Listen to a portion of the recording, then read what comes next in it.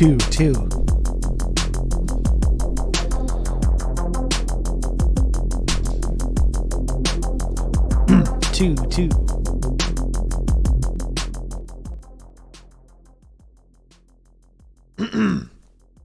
Check two. Hello. Is anyone there? Is anyone there? Hello. Talk to me.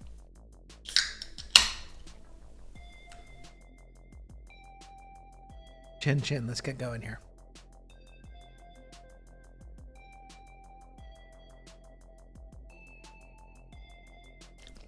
Husker, hello. Ahoy, hoy.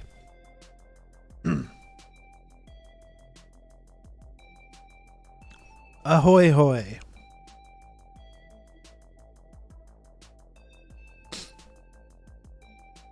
How are you doing, folks?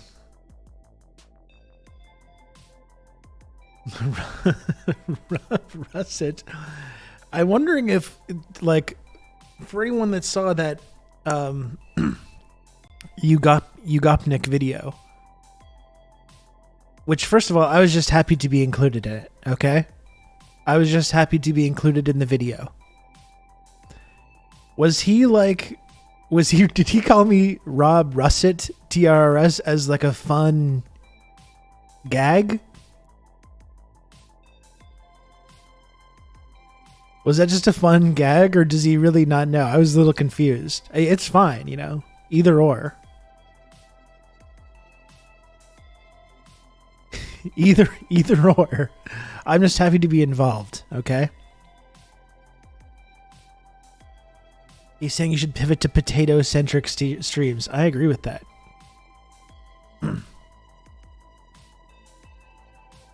I agree with that.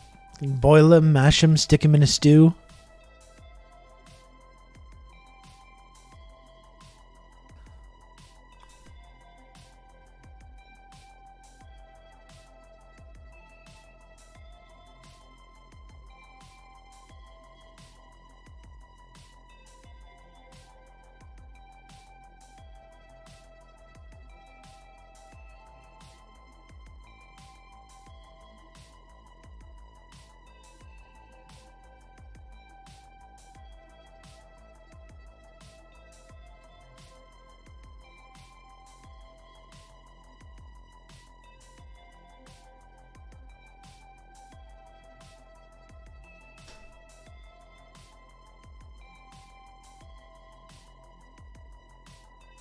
Maybe it was an unfortunate autocorrect in his script. I guess that's possible.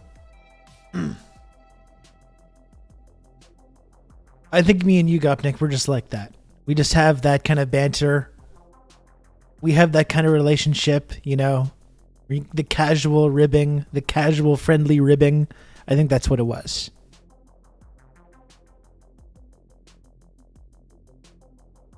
It is a good day for a TRRS hoodie. It's cold today, and I'm super cold. I'm considering a hat too.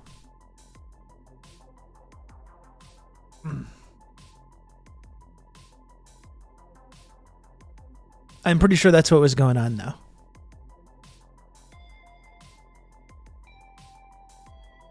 Thank you, Barry. Our old friend Barry. Back up to his old tricks.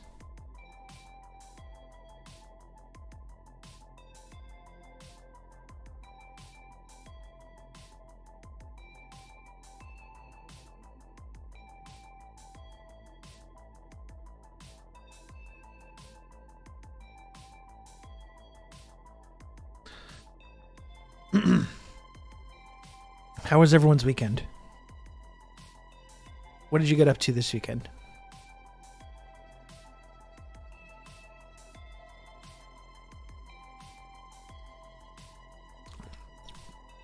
I really wanted to try to make it out to the march yesterday, but I really wasn't feeling very well, and still am not. Still feel a little under the weather.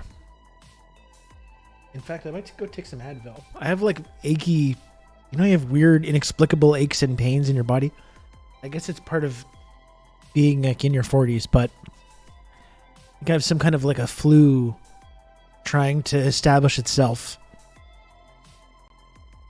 I'm not going to let it happen. One sec.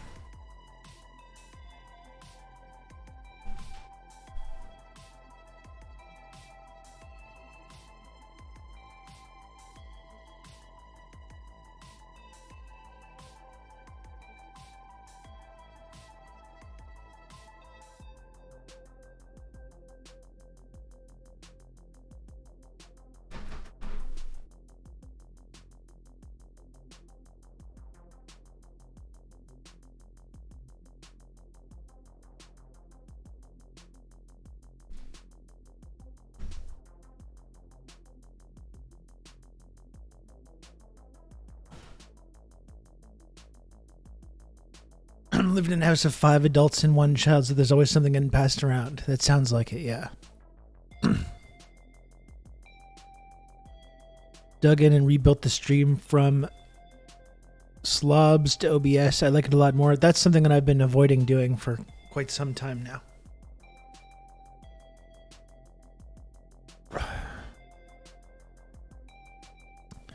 That's good to hear, Barry. Brand new streamer. Barry. He's never streamed before and he's just getting started. And we wish him the best.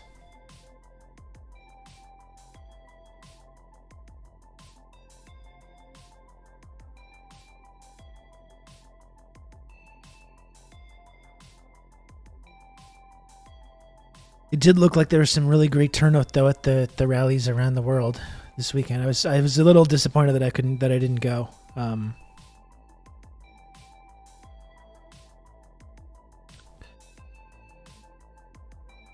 But it doesn't look like the bombing is stopping anytime soon, so I guess there'll be no shortage of other protests. It's also good to have someone to do it with. If I had someone saying like, "Hey, let's go," I probably would have forced myself, but it's harder when you're on your own. Did anyone else go to a march or anything this weekend?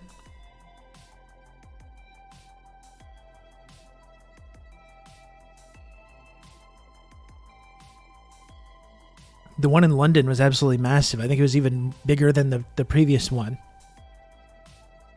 I was hearing over 1 million. I went to the Washington March on the 4th. Oh, cool. How was that, Ronnie? Yeah, I went to the one in Montreal on that day as well.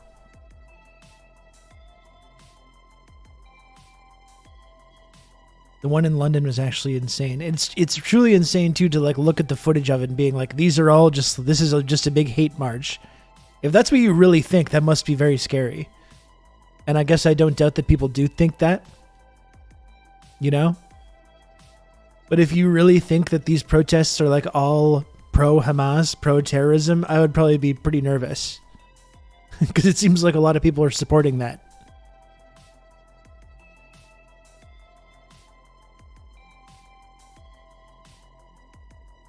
We had 2K plus in Salt Lake City, which is huge for this conservative place. That is huge, yeah.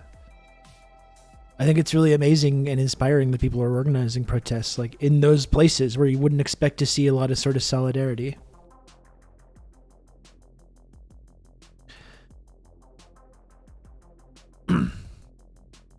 It's interesting too because there does seem to be some like appetite on the right to start asking questions about Israel as well. As much as they've been fervent supporters of the whole Zionist project, you know, there does seem to be some people starting to ask some questions about this. Like maybe, you know, people that are talking about like cancel culture or like whatever, college campuses or people being censored or silenced.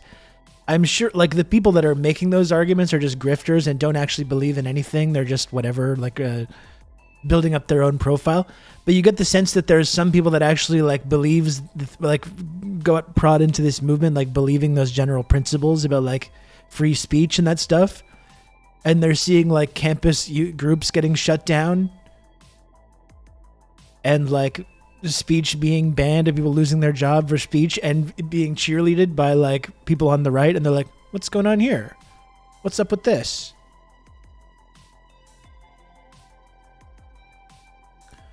I thought free speech was like our whole thing.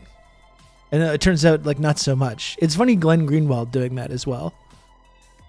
Glenn Greenwald is like, what, these people, they're not getting upset about the cancel culture and the free speech on campuses. And it's like, yeah, Glenn, because they never believed in that in the first place. They never believed in it in the first place. Like, and if in order to actually think that was an actually genuinely held principle, you got to investigate what was going on with you.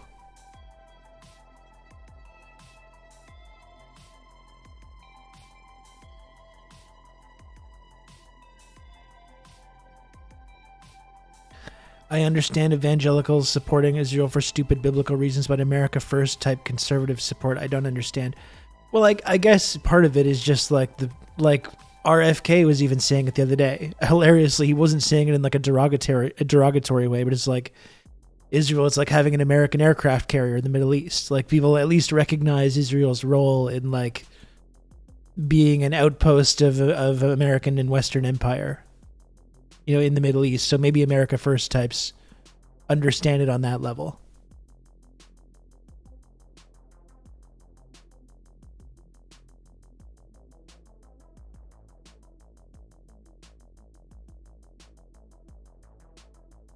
I guess empire shit usually explains a lot. What's funny enough, you might have seen on Twitter that I was talking about our empire last night. I was saying something that I didn't really think would be very controversial or something that I would need to explain to people about how our empire is like losing legitimacy around the world, you know? Our empire is losing legitimacy around the world. I think it's a pretty basic concept to wrap your mind around. You know, I don't think it's really that difficult to understand. My hair is really weird. I think I need a hat. And lo and behold, I don't know, like, seriously, I don't know if it's just me, if it's something about me specifically.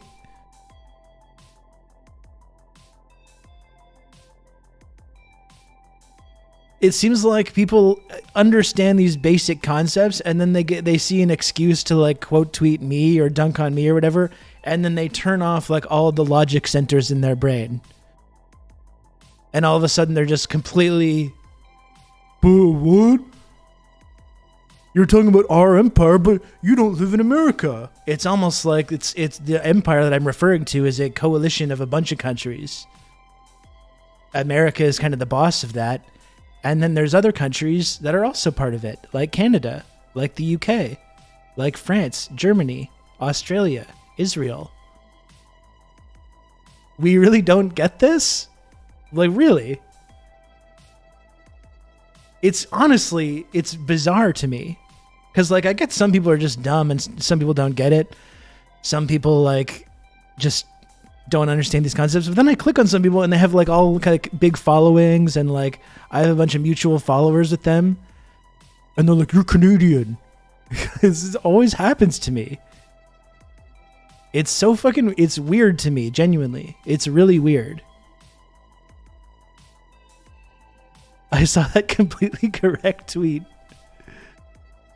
And then the responses, and I honestly feel like I'm becoming more stupid the more I read. I tried to just avoid looking at too much of it, but it's every time this kind of happens, it's just perplexing to me. It genuinely is. I'm like, is it my fault? Is it like if I had said in that tweet that I'm referring to, the rules-based order has lost its legitimacy, would people would understand that, right?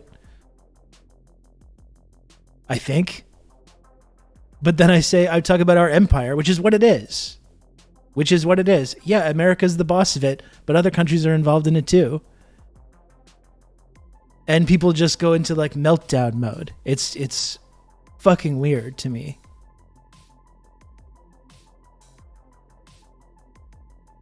I don't want to spend too much time analyzing this because it's like it's stupid to pay attention to, but it's really amazing to me, honestly.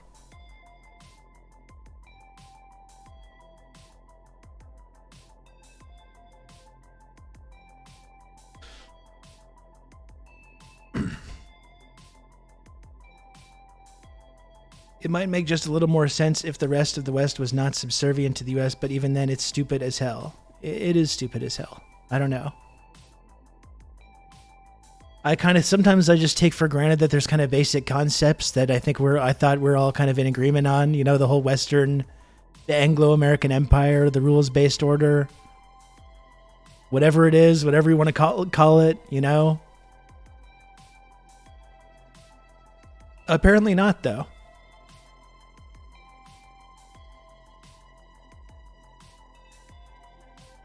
The Angloids, that's right.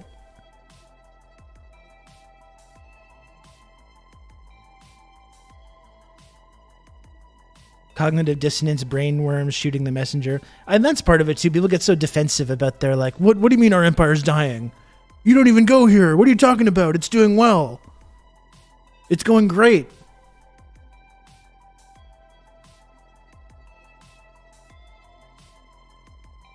Really strange to me.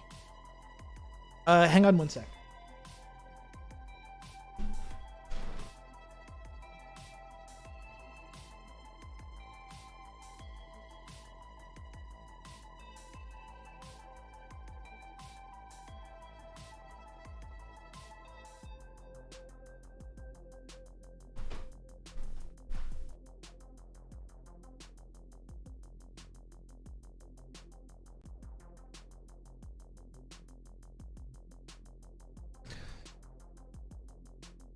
Would a dying empire have rain energy drinks?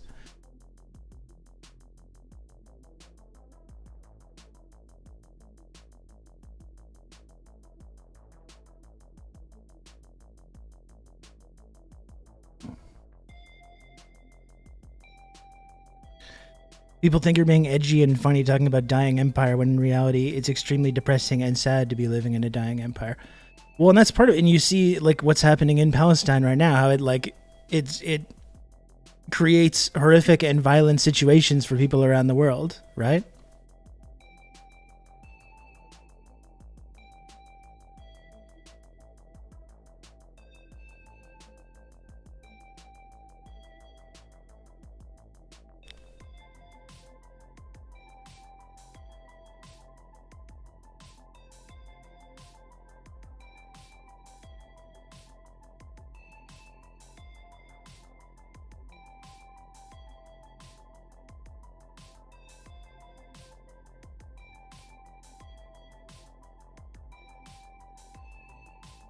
Like, again, I don't really see why this is so controversial. I think part of it is that you know, this is exactly why I mentioned Obama, because I wanted to do a tweet. God, I don't like how anything looks on me right now. None of this is working for me, folks. None of this is working for me. Like, I just wanted to do a tweet though about how, like, you know, the rules-based order and all our bullshit about, like, freedom of the press, about human rights, you know, the things we talk about often on this show, right? And how all our lecturing about that and our moral values and our Western values and Western civilization, how it has no legitimacy anymore. And, like, the whole Israeli genocide that's going on right now in Palestine is kind of a example of kind of a breaking point that's being reached here.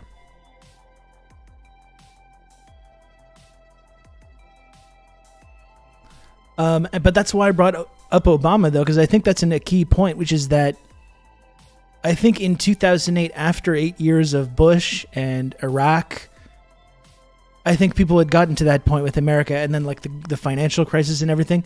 Like, in 2008, we didn't have any leg to stand on when it came to lecturing other countries about, like, sovereignty or human rights or whatever all these things.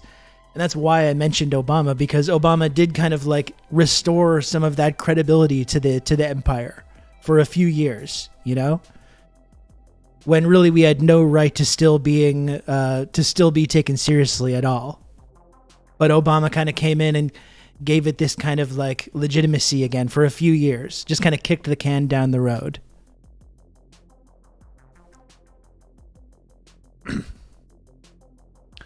But now we're seeing the reality of our commitment to human rights, you know? We're seeing the reality of our commitment to talking about people's sovereignty or freedom of the press. You know, we lecture everyone about freedom of the press. Well, Israel is out there massacring journalists and deliberately targeting their families, you know? That's what I mean. Like, we don't have any legitimacy anymore, and no one around the world respects what we have to say. We're increasingly isolated. You look at all these UN votes about Israel. It's just America, Canada, and a bunch of like totally outlier countries. And then you have everyone else in the rest of the world.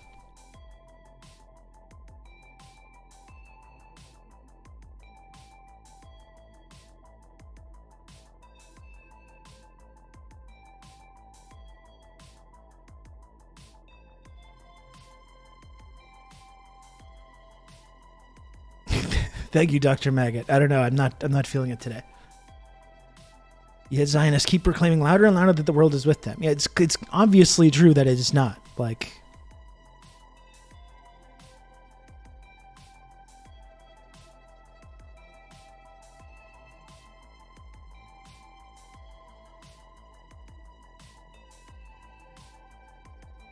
Their well-publicized lies for starting wars was revealed to everyone. Yeah, and that's what I mean. It's like after Iraq, people, I think, had that idea about America and about American empire.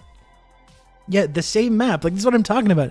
People want to deny that we live in an empire and that Canada is part of that empire. You can just look at the map of those UN resolutions.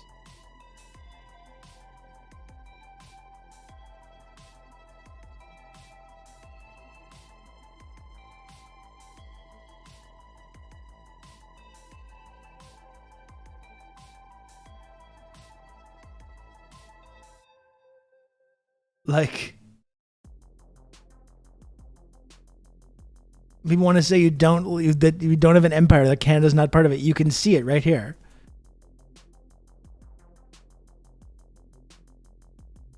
What does this look like to you? You know, this is the UN resolution of Palestine as observer state. Or you can, as always, you see the same map over and over when you talk about condemning the embargo on Cuba, the recognition of the rights of indigenous peoples.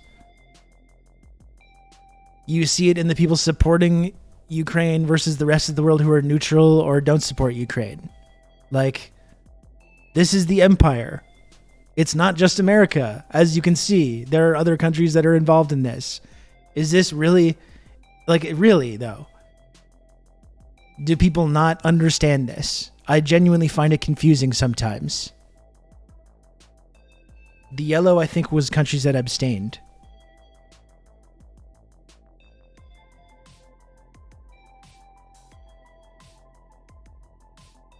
The last time I can ever cite Canada for not being a puppet state was not joining in on Iraq, which I've yet to hear the actual reasoning behind that, so I'm inclined to think it was an accident. Well, and we weren't involved in Vietnam either. But that doesn't mean, because we're sometimes in these global geopolitical conflicts when America is being like a total belligerent psycho, that doesn't mean we're not part of the empire. It just means we're being the good cop. We're being the good cop in that situation. Like with Vietnam is a good example. Canadian troops weren't going into Vietnam. Canadian companies were manufacturing napalm that was being sent to Vietnam to be dropped on Vietnamese villagers. Or when it comes to Cuba as well, there's some differentiation between Cuba and Canada's role there and the United States' role. Have we ever done anything to meaningfully try and get America to drop the blockade on Cuba or to meaningfully do anything to challenge any of this stuff with Iraq or Vietnam or anything? Of course not. Of course not. We might have a slightly different view sometimes, or we might have to take different sides in different conflicts.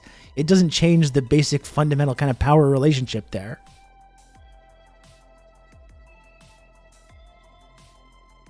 Iraq was so blatant, a lot of people sat out, but they still went into Afghanistan. Yeah, and Canadian troops gave Afghani prisoners to be tortured.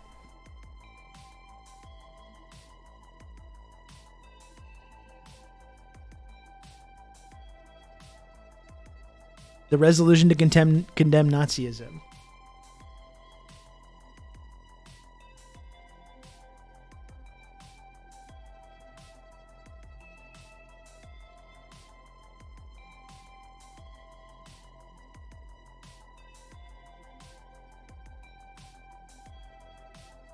Like, Jesus Christ. Sorry.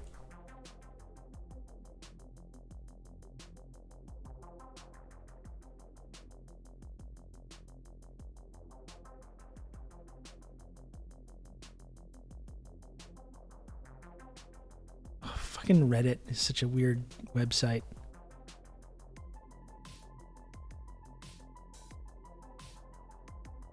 It's not like any vassal ever tried to punish the USA on things that even then they think are wrong. They know who's the master. Well, this is what I mean, Relic. Like, you can point to things like Iraq or Vietnam to try and make the case that Canada has some kind of like independence or independent foreign policy, but like, we don't actually do anything. We don't actually do anything to ever prevent America from engaging with the world like this. So yeah, maybe in some cases you might argue that we're the good cop in that dynamic. Is this the resolution to the right to food because this is similar? If not, it's always the same. It's always the same map. That's the empire. That's the rules-based order. The Anglo-American Empire, whatever you want to call it. You know? And when I point this out, people go, "You're Canadian." They do that thing.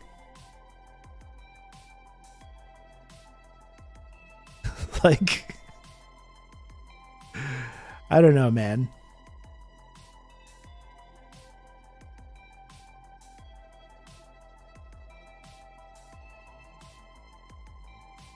I know I'm Canadian. I'm sorry. There's nothing I can do with that. There's nothing I can do about that. You know, believe me, I'm sorry. Yeah, I didn't realize the Canadian Empire was failing, Rob. Like,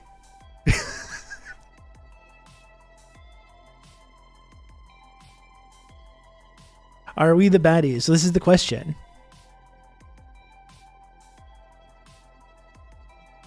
We are the baddies. Yes. America, Canada, the UK, France, Germany, Israel. We tried to pretend that Ukraine was going to be allowed in the club, and then we're just like, actually, no. Actually, you're not invited anymore. we almost let Ukraine in, and they were like, actually, no.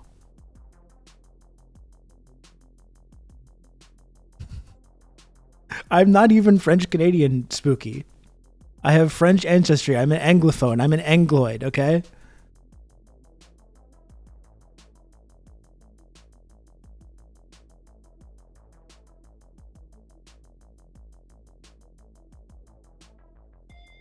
Zelensky looking around like a lost schoolboy is so funny. For sure, yeah. Please, just give us some credit.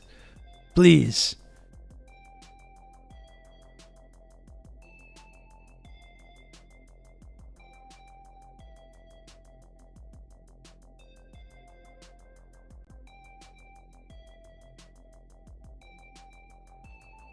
Anyway, like I was saying, so I was thinking, like, when I was doing that tweet, I was like, people will understand this, right? Like, maybe should I write the rules-based order? Would that make sense for people if I wrote the rules-based order has lost all legitimacy? Would people and Obama breathe life back into it? Would you understand what I'm talking about then? Like, how much do I need to hold people's hands here? If you're just going to sit there and deny that you have it, that you live in an empire, or like say that, like, well, Canada's not involved in that. It's just, which is pure chauvinism, like what Crackety Kraken's saying.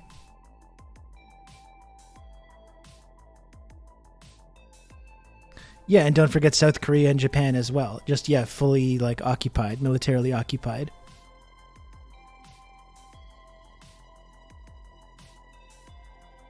I don't even want to look at the replies to this because it's so stupid. I will just point this out. I'll just point this out because this was truly, if you want to like if you want to get a little glimpse of what I'm talking about.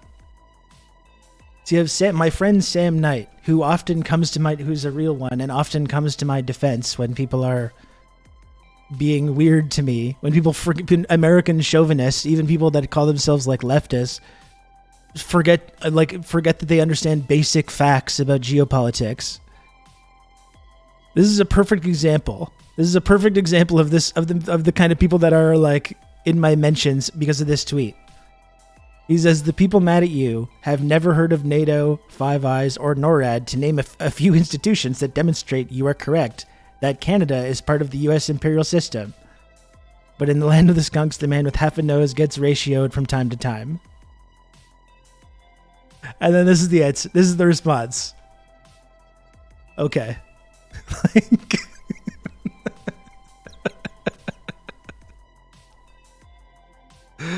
you know? All right. Like, what are you supposed to do with that? Really?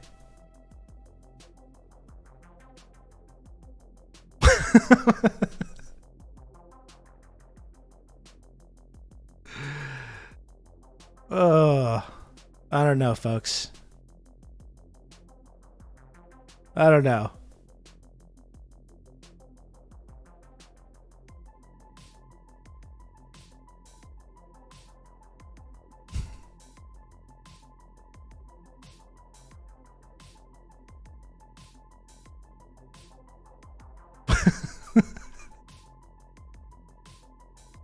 Like just look, just back to back. It's really incredible, and it really sums up. It really sums up the kind of people that are commenting on that tweet.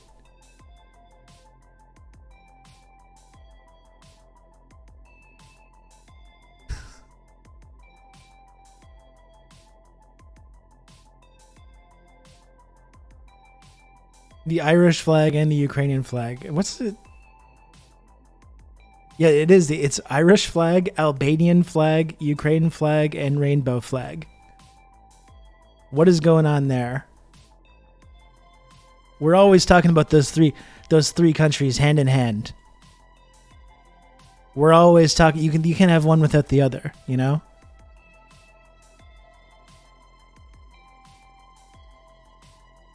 We're always mentioning these three countries in the same breath.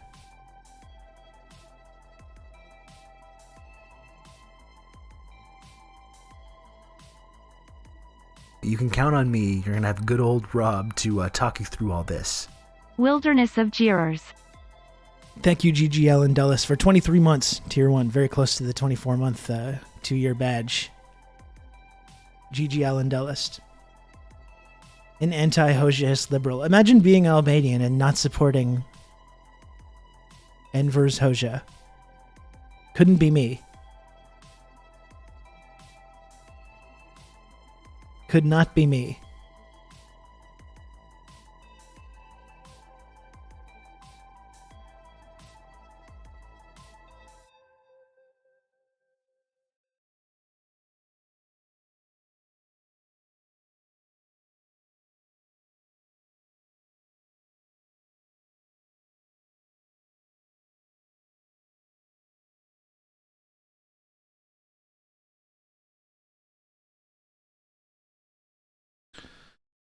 And someone said,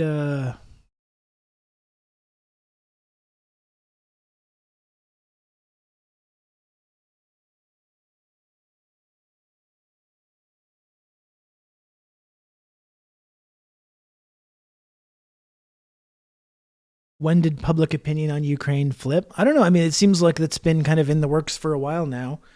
I think what's the whole failure of the Ukraine sort of operation is an example of this exact kind of phenomenon about how our empire has lost legitimacy.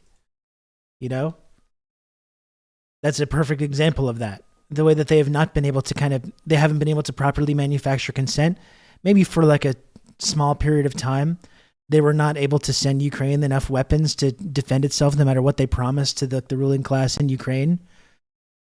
I think people have turned against that whole idea of continuing to fund that, even with every single like major media institution completely like in the tank to support this. I think it's an example of like exactly why this is failing, you know?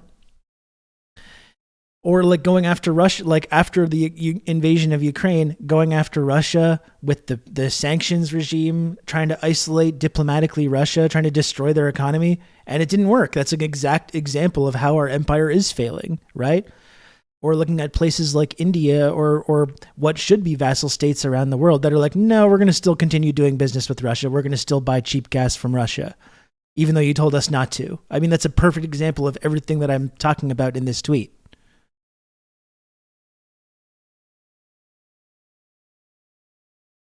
you know, and like they're saying now they're laying the groundwork. Now they're laying the groundwork to have some kind of peace process in Ukraine, which could have happened 2 years ago. And hundreds of thousands of people have been killed for no reason in that time.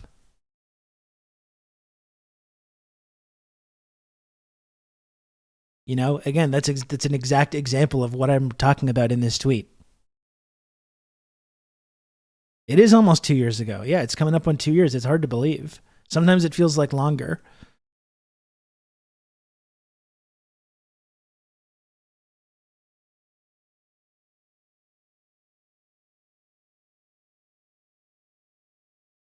Not going to happen now. Why would Russia accept anything now? I mean, I don't know. I mean, they certainly are not coming from a strong bargaining position, definitely.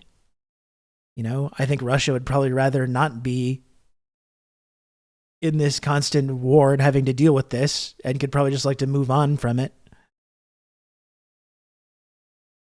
But it's true that like what possible reason would they have to like give any concessions or to really negotiate? You know? That's what the Minsk was, you know, that was them doing that, which people in NATO, like Angela Merkel, part of our empire, admitted was only just a ploy to buy time to arm Ukraine. And they never had any serious intent to like follow through on that. So yeah, why would they negotiate? It's a good question.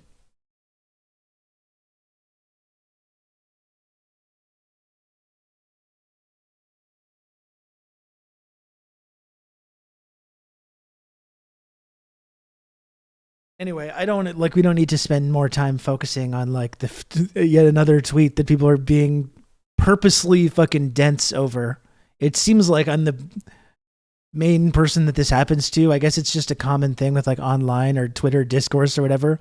I really do feel personally like when it comes to me specifically, something just short circuits in people's brains and they just refuse to engage with the like basic point that I'm making. Or like a few months ago when I said, hey, it sucks that Bernie went from like leading this big movement that was threatening the establishment in the US to just instantly saying like support Joe Biden this moment Joe Biden announced he was going to run for re-election.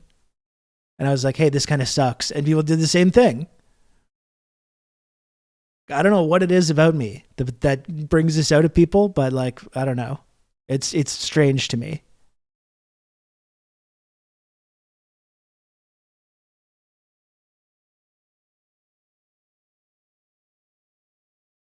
Shit.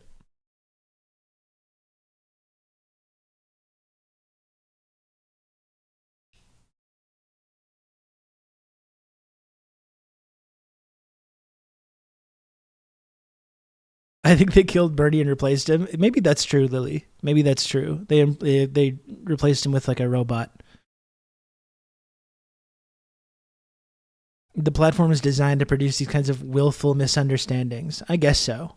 I really feel like there's something about me personally that brings this out in some people. Betterman doppelganger conspiracies deflect from the real doppelganger conspiracy with Bernie. I think like the simple explanation with that is just that Bernie was never who some of us kind of told ourselves that he was. Like if there was President Bernie Sanders right now, I don't doubt that like over the last few years he would have fought harder to like have some kind of to keep those like protections in place, to keep that kind of like COVID era welfare state in place. I don't doubt that he would have fought harder for that kind of thing. But with this specific incident, what would be different about the US's role? I don't think anything would be different.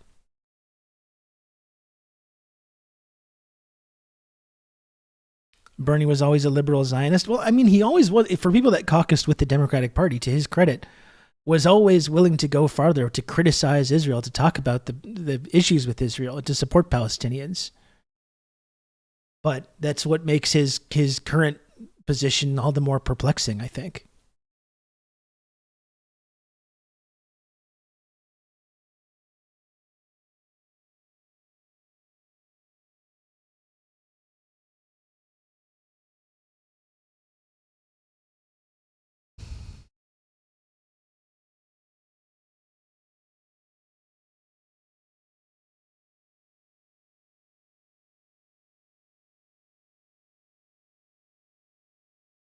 The moderate wing, it's true. A very great man once said that.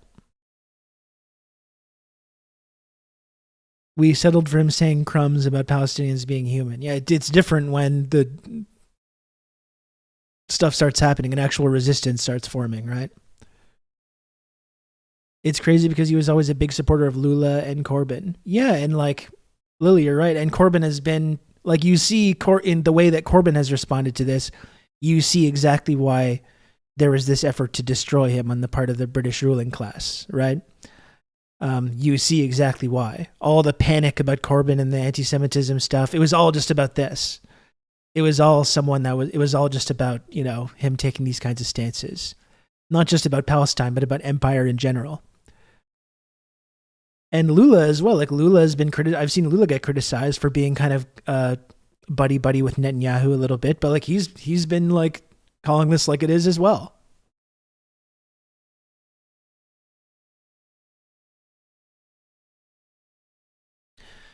He defended Ilhan when she was initially getting smeared for saying do BDS or something. Yeah, and he's defending like Rashida Tlaib now. But he's still not changing his position at all, which is completely inseparable from the Joe Biden administration position. So it's weird to me.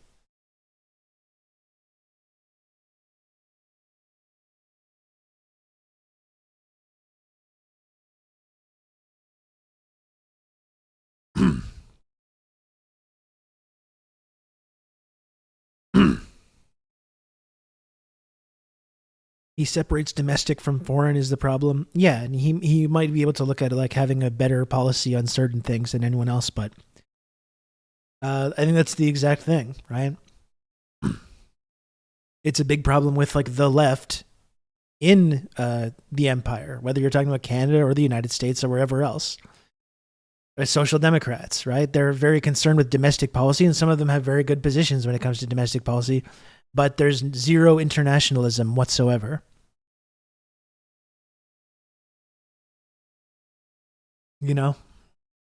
People lose sight of that. That's why there's people out there making the case you must vote for Joe Biden. People are really out there making the case saying like as if it was Hitler versus Mussolini. And it's like, you don't see that as being like a massive indictment of our whole way of life and our whole system of government? When you're berating people and saying, you must vote for Mussolini to protect us from Hitler. Like, really? That's your answer. That's your solution. That's your argument.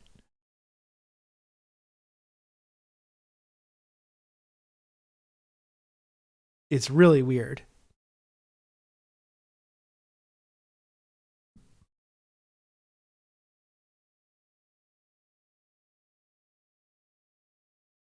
It doesn't feel great, no.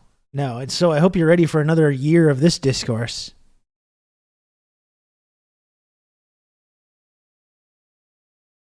If you think this discourse is bad now, wait, give it another year. We're a year out from the US election. We're 1 year out, a little less. We're a little less than 1 year out from the election, so get ready for a whole lot more of that.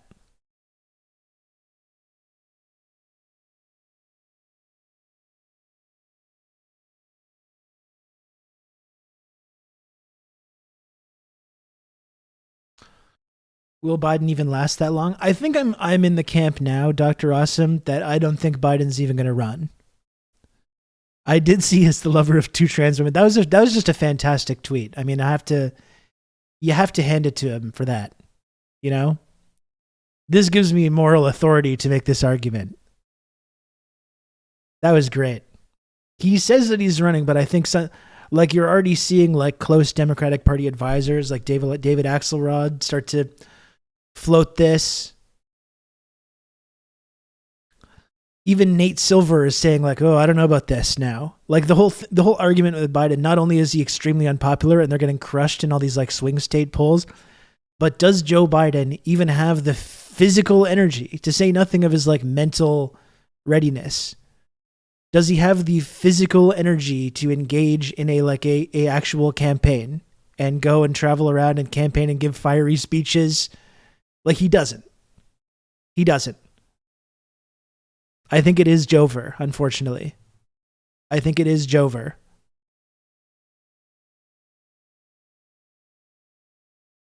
Axelrod is speaking for Obama. That's interesting. The MF needs a rain energy drink. He needs a lot more than that. And you see sometimes they give him the good presidential amphetamines, you know? The dude barely did it 4 years ago. And that was when the pandemic was really raging and like there was an excuse to not do in-person events. Like he's done more than anyone to pretend that there's no more pandemic and there's no more danger to any of that. So what's he going to do? Say, oh, and now I'm really concerned about public health.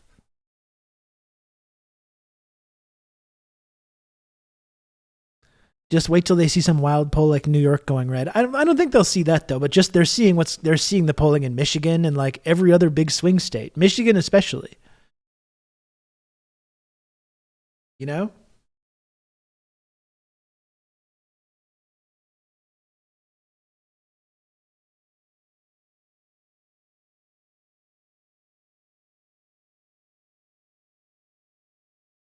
It would be interesting to see what the discourse would be if Dune Part 2 was released. That's true, Lily. I never really I thought you were just doing a joke because like that's been one of the big tragedies of the You can count on me. You're going to have good old last Rob couple of months. talk But you through I think all that's this. actually true, considering like if you could look at a theme of Dune, it's like that Hamas is totally correct to do what it's doing. That's pretty much like one of the central themes of Dune, in addition to Star Wars and a lot of other major properties. But considering how many people, including Mark fucking Hamill, miss the point of that, I think I don't doubt that a lot of people would miss the point there as well.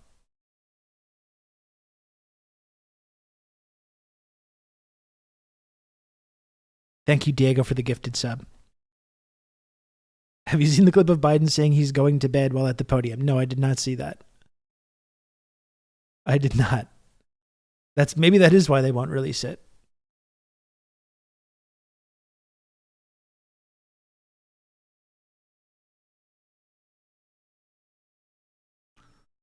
Isn't the central theme of Dune that Paul is ultimately the bad guy? I think when you get into the later books, that becomes more clear. But in terms of the central story of the first book, it's not quite as cut and dry as that.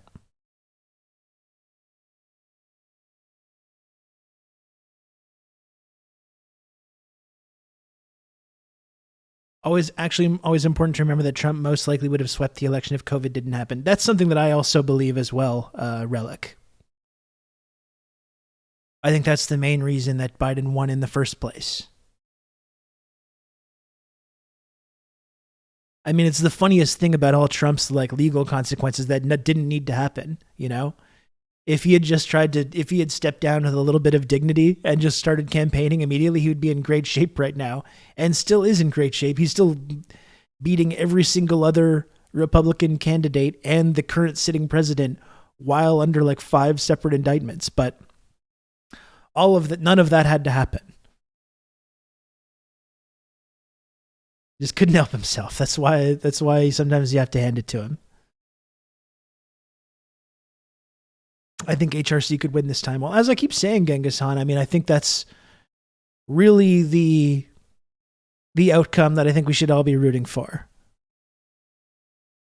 America really is wild when you just say it plainly. It is. It's an interesting place. It's true. That's what I think needs to happen. I think that's the only thing that makes sense for 2024. I think we need to Pokemon go to the polls again. I think we need Hillary versus Trump too.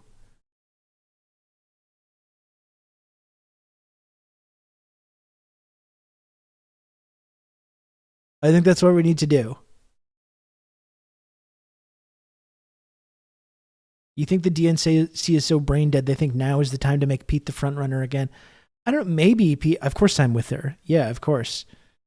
It would at least be entertaining. Well, that's because now there's no stakes. Like now we all know that it's everyone involved is just corrupt and evil. So you might as well just sit back and just enjoy the ridiculousness of it, right? And that's the thing. It's not about I think if the DC could make Pete the front runner and make him popular, they would. But they tried to do that though. They tried to make Pete the front runner. They gave there's the whole Iowa thing.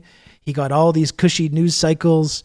He got all the fake viral like moments. You know, they tried, they did their best to like make him. They didn't want Joe Biden to run in 2020. They wanted Kamala or Beto or Pete or someone that was going to be like a young person that could take the mantle of the establishment and do what they want, but like with a little bit more energy and like a little more youthfulness. You know, but no one was buying it. No one ever bought it. Like everyone got a little turn. Everyone got a little turn as the front runner.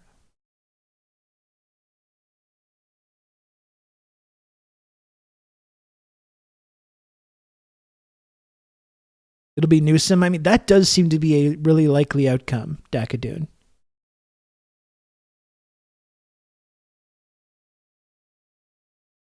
Beto Abrams 2024. Stacey Abrams is funny too because they keep on trying to like position her as being some like electoral genius despite not actually ever winning elections. That to me is a big part of that narrative. You know, if you want to be known as being like an electoral strategy genius, eventually you probably have to win one of those.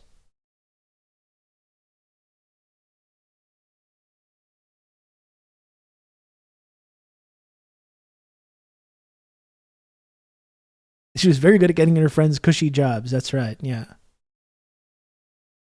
Well, that's the thing. There's the Democratic Party. To her credit, you know, the Democratic Party controls Atlanta, or you know, top to bottom. What's going on in Atlanta, by the way? And is the government in Atlanta doing anything to stop any of the bad stuff that's going on there? How's that working out? Wasn't there a whole thing when Obama told Joe that he didn't have to run? Absolutely. Like we were saying, like no one wanted Joe Biden to run. Like they all thought he was going to get humiliated.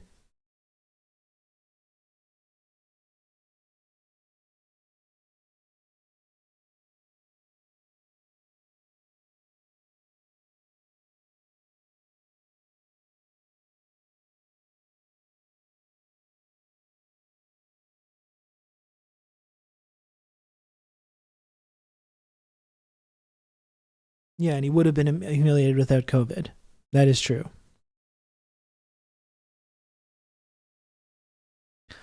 So yeah, I think I'm definitely in the camp now that he's not going to run. Like maybe there's going to be some, like he'll never say like I'm just not running, but there'll be some kind of like health thing, or like the doctors told me, Jack, that I couldn't even though I was raring to go. One of those kind of things.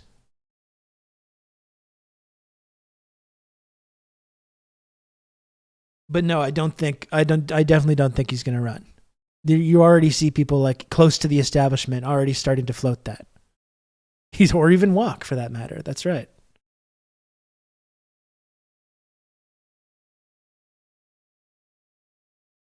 A health thing like dying of old age. Nothing would surprise me at this point.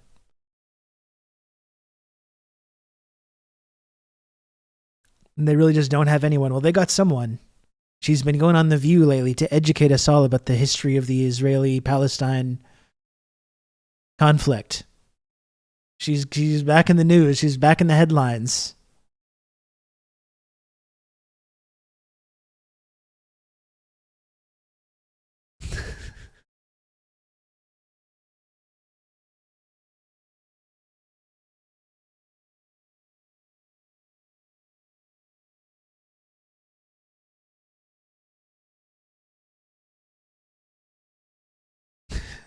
No, I'm not talking about Sarah Palin. It's her time. It's her turn. Exactly. She warned us. She warned us all along. She said Russia is bad, and we didn't want to believe her. We didn't want to listen when she said Russia bad.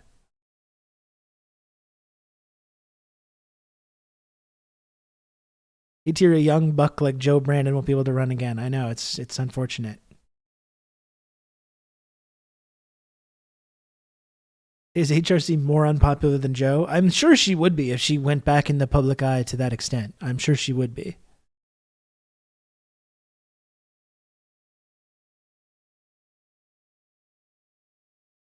You know you want to see it, Chet. You know you want to see Trump versus Hillary too. You know you want to see it. Don't deny it. Don't deny it to yourself. Don't lie to me and don't lie to yourself.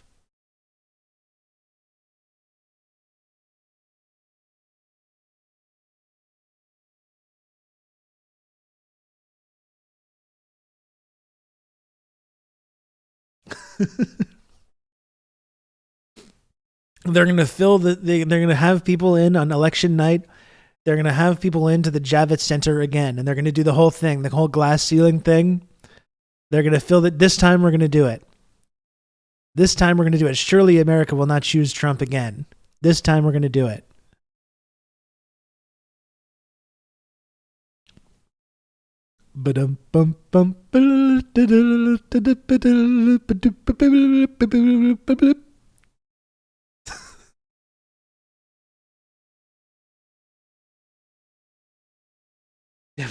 Timbo's 49 state landslide might come true.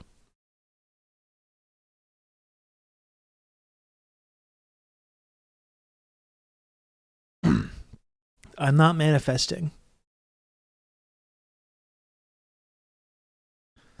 I'm not manifesting, okay?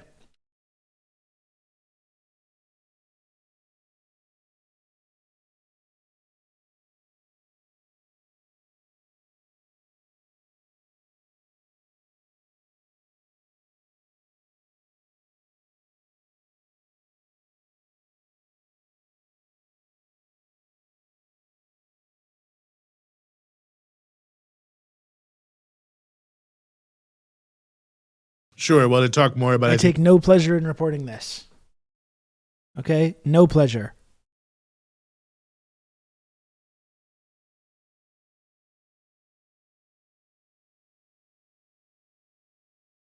We got a few videos to watch here.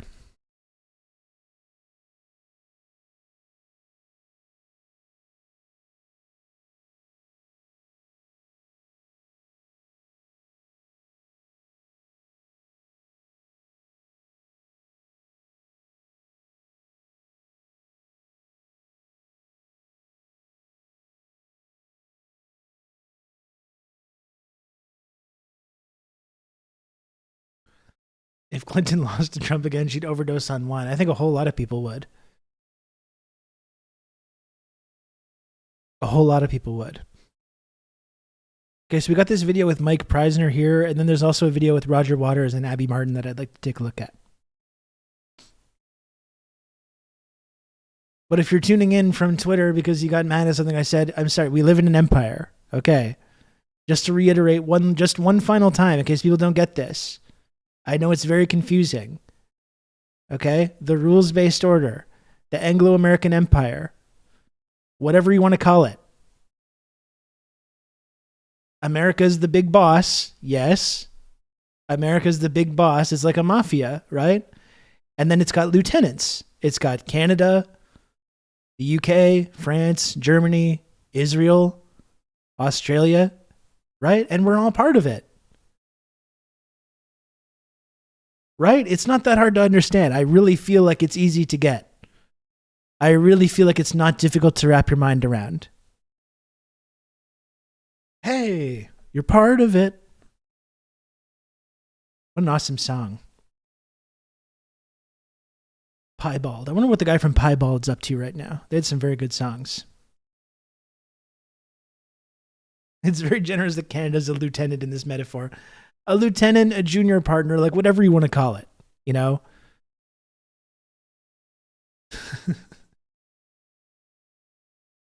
I mean, really, it's just like the ultimate, Japan and South Korea are just military colonies. I mean, you could make the case that Germany is as well, and the Philippines as well. Are you considered that you're in Canada? God, it just makes me want to harm myself. You know? Jesus.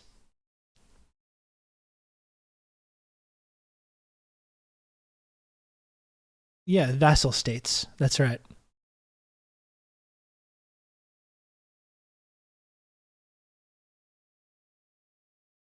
A stooge or a lackey. Yeah. That works. A henchman. A goon. Yeah, we're a goon. Sure. Whatever. A barnacle. Whatever you want to describe it, we're all part of the same global international crime family, okay? A running dog of imperialism. Absolutely. Here's Mike Preisner. I think the ongoing escalation, the implications of You can count the on way me. the U.S. You're is gonna have using good its old military power. Rob to talk you through all this. Thank you, Diego, for the gifted sub. We are very, very honored to be joined here by Mike Preisner, who is himself a veteran of the U.S. military, host of the Eyes Left podcast, and producer for the Empire Files, also someone who's been on the ground in Gaza. Mike, thank you so much for joining us here on the show. Thanks for having me. Well, you've seen, what Middle Eastern wars with the U.S. can do up close. And I wanted to ask you first, I mean, we obviously don't know what's going to happen, but with this huge, saber rattling going on by the United States, there's a possibility, obviously, of a regional war and a major war in West Asia. I mean, could you talk about what the implications of that, could be, how dangerous it really could be for that kind of event to take place? Yeah, well, first, I think it's important to point out that, it looks like it already has developed into a wider war, in a regional war. There are a large numbers of attacks on U.S. forces in Iraq and Syria, 38 just this past weekend. Some of those in Anbar province, which was very bloody for the U.S. during the U.S. occupation. Around 50 American soldiers have been wounded. It's beefed up troop numbers in those countries. It's expanded combat operations, expanded frequency and reach of patrols. And then you have American forces bombing several bases in Iraq and Syria 2 weeks ago. And then again, within the past 24 hours, bombing bases in retaliation for the retaliatory strikes and so on. And the purpose of those U.S. strikes, the Pentagon has framed as, quote, not an escalation, meant to send a message to the militias in Iraq and Syria that if they don't stop attacking American forces, they will be attacked. Well, in each of those strikes, attacks have only continued and, of course, increased after the first strikes. Joe Biden was actually just asked by the press, getting onto his helicopter, if he believes the retaliatory strikes are working. And he said, yes, they're working in the sense that they're hitting the intended targets. So if Israel is waging a war, waging a genocide, and then the U.S.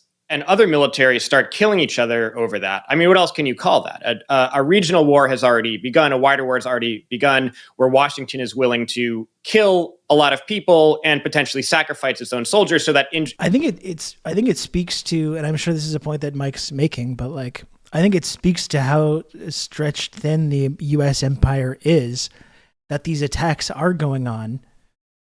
And they're doing everything they can to try to pretend it's not going on. Like normally when U.S. military bases are attacked, they use that to justify even strong, huge counterattacks. And it gets talked about in the media and it's justified for more bombings and airstrikes and stuff. But it's like they're really doing whatever they can to even ignore that that's even going on.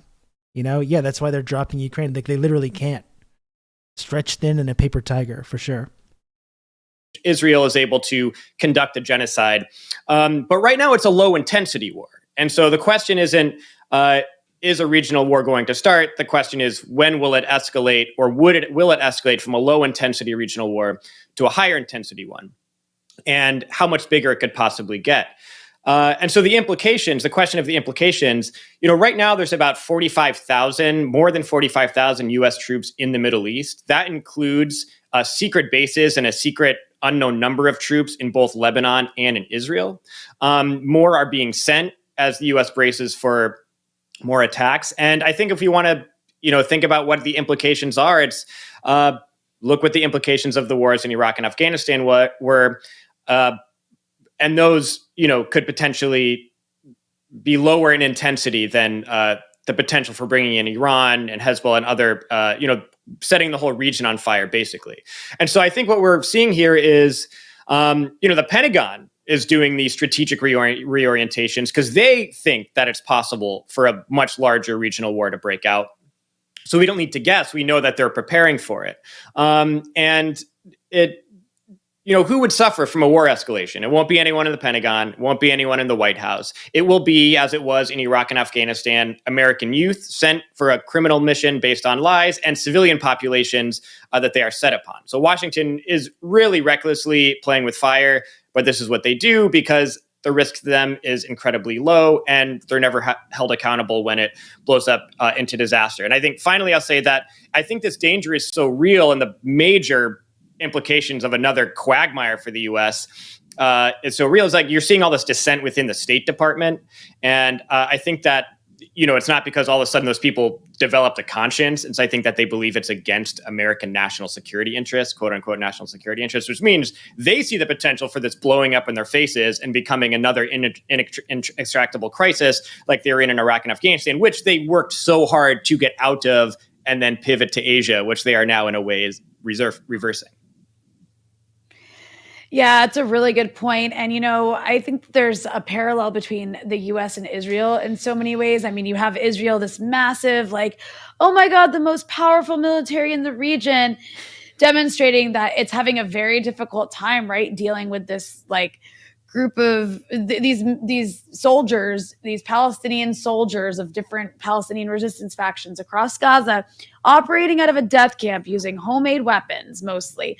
Sometimes you see these videos where they're like wearing sandals, and the Israelis are like having a difficult time actually fighting them. I mean, they're really good at dropping bombs on babies. But when it comes to actually fighting them, they just kind of hide behind body armor and tanks and rely on air power. And so far, it's been over a month and they're still like not able to really take Gaza City, which, is what their ultimate goal is, right? Now we go look at the Americans across the region. And I mean, another element of this is this idea that the US can just control everything with its superior military power. But Mike, we saw in Iraq, we saw in Afghanistan that all of that, high-tech, expensive equipment really couldn't do what they said it could. In both those situations, you can't really say the U.S. won. So I guess the question is the arrogance of U.S. power also on display here? Yeah, absolutely. Of course, Israel rolling in just hundreds and hundreds and hundreds of tanks and armored personnel carriers. They hope that technological superiority can do what they want to do, which is, conquer Gaza, essentially. I mean, their stated mission is to eliminate Hamas, which, could mean a very long war for them. But of course, throughout history, in particular with the U.S. military, we do see when overwhelming military superiority doesn't win a war, from Korea to Vietnam to Iraq. But I think what the U.S. does accomplish, even though the U.S. could not win those wars and was essentially defeated in all of them, they did succeed in crushing the countries. And so, yes, a determined resistance force with not much. And a lot of these videos, pretty much all the videos that the resistance fighters have released from Gaza, they have no huge explosives like you'd see in Iraq, that could actually take out a tank. You're seeing smaller explosives that can disable tanks. And so they're still fighting with relatively small munitions. I mean, smaller than the Iraqi resistance had at this point. So yes, I mean, Israel can easily get locked in a quagmire that they can never win against a determined resistance, despite the fact that they have U.S. weapons and funding and just an unlimited supply of tanks and things like that.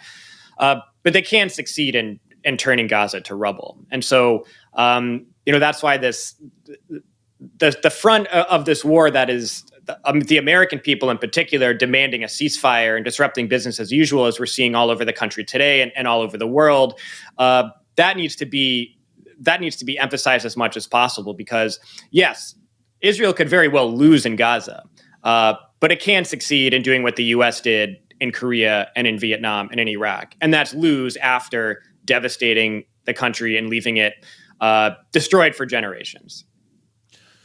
No, I think that's a very, very apt point. It's sort of like if they can't totally destroy you, they at least try to leave you maimed so that you won't be able to, have a decent life. And, one of the other things I want to ask you, Mike, that's literally part of Israel's if anything at all, if you've heard, from active duty service members, reserve people who could be called up about, how they may be feeling. I mean, I think we know in Vietnam and Iraq and Afghanistan, service members themselves turning against the war played a major role in the opposition. And I just wonder if, you've picked up any chatter in that regards.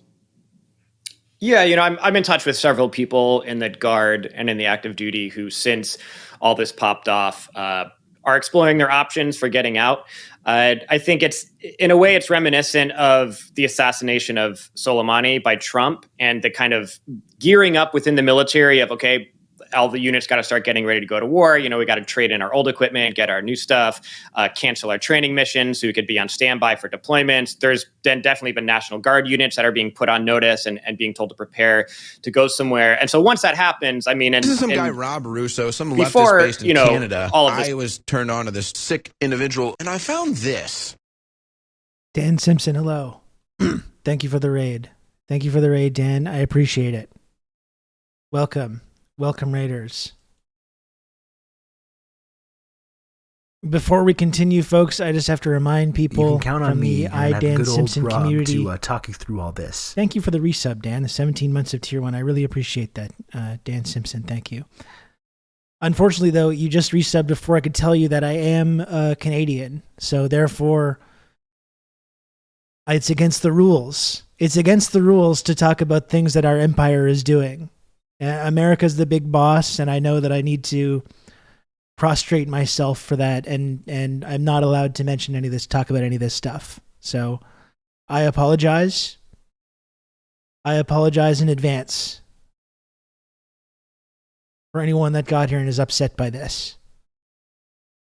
When I talk about stuff that's going on with I said our empire, I apologize.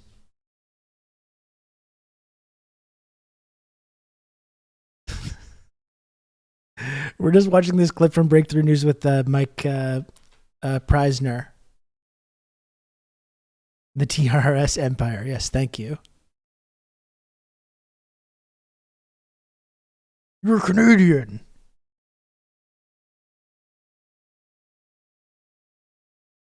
I don't know what that is. Sometimes it seems to be anytime it comes out when people say this kind of thing to me. And I do this. But I don't, if you asked me to describe what that movement is, I couldn't tell you what it is. I don't know why I do that. I don't know what it means. Because sometimes when I want to talk about someone that's upset me or said something stupid to me, in my mind, just that's what they're doing. You're Canadian.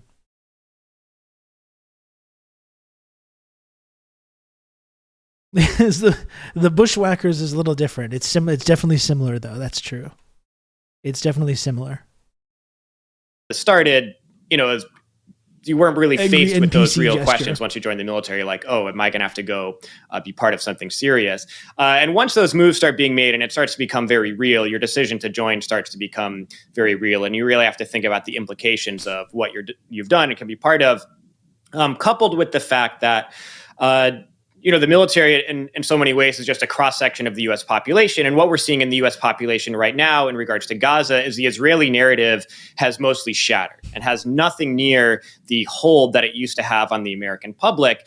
And that's why we're seeing historically large, unprecedented demonstrations in support of Palestine. That's not just from the Arab and Muslim community, but from a large swath of Americans, really a cross-section of the American working class. And that's represented in the military as well. And so all of the American people who are suddenly waking up to this situation and this being their wake-up call about what things are really about, of course, a portion of those are people who are in the military. And then I have to think about if my unit's the one that's getting sent to Iraq to bolster U.S. forces in Iraq so we can be hit with rockets and drones by forces that are punishing us for supporting a Gaza genocide, is that really something I'm willing to die for? Or if something bigger does break out and it becomes a more open, the U.S. is actually defending another front of forces that are trying to disrupt what Israel's doing. These are real questions that service members are asking themselves right now. And just in those that I've talked to, it is becoming a wake up moment for many of them. Back. So exactly. if a lot of any of them are troops, watching, there's something called the GI Rights Hotline. You can look up and explore your options. And then also over at Eyes Left podcast, we have a resources there as well. And so this should be a moment for people to question their role in the U.S. military, and quite literally the role that the U.S. military is playing now. Rania, you mentioned a deployment of this yet another, warship, a nuclear submarine, in addition to 2 aircraft carriers, which, those are ships with fleets around them. And the U.S. only has 11. It sent 2 of them to this region. No other country in the world has more than 2 aircraft carriers. Russia has 2 aircraft carriers or 1, and China has 2. Like, no other country has that many aircraft carriers. And the fact that 2 are sent to the region, quite literally, what the U.S. military is doing from the seas to the Air Force to its forces that are in the Middle East is to protect the back of Israel so that it may conduct a genocide in peace. And that, of course, is no cause worth killing or dying for anyone. Yeah, it sounds crazy when you put it that way. Mike, I know that you've spent time in Gaza. Empire Files did this great film called Gaza Fights for Freedom, which everybody should check out if you haven't already seen it. It's available on YouTube to watch for free. And I think everyone does need to watch that movie. I mean, absolutely essential.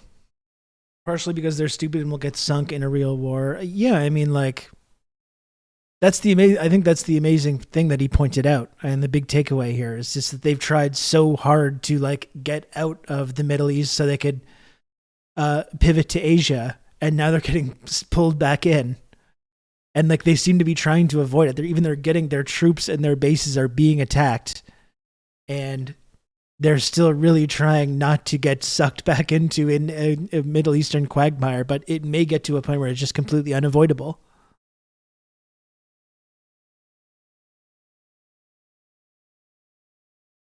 It's funny, you see how their whole like post-war on terror strategy is kind of collapsing, you know? They tried to destabilize Russia through their proxy in Ukraine. Well, they failed at that. Ukraine got wrecked in the process. Russia is not destabilized. Their economy is doing fine. Like, I don't think it's great, but the sanctions regime didn't actually do anything to isolate them. Other countries around the world are refusing to go along with the narrative, you know?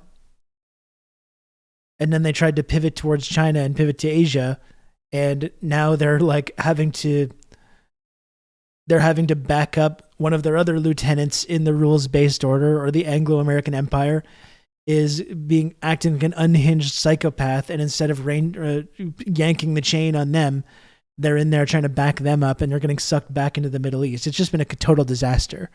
It's been a calamity, their entire like post-war on terror strategy. It did something. It fucked Europe's economy. That's right.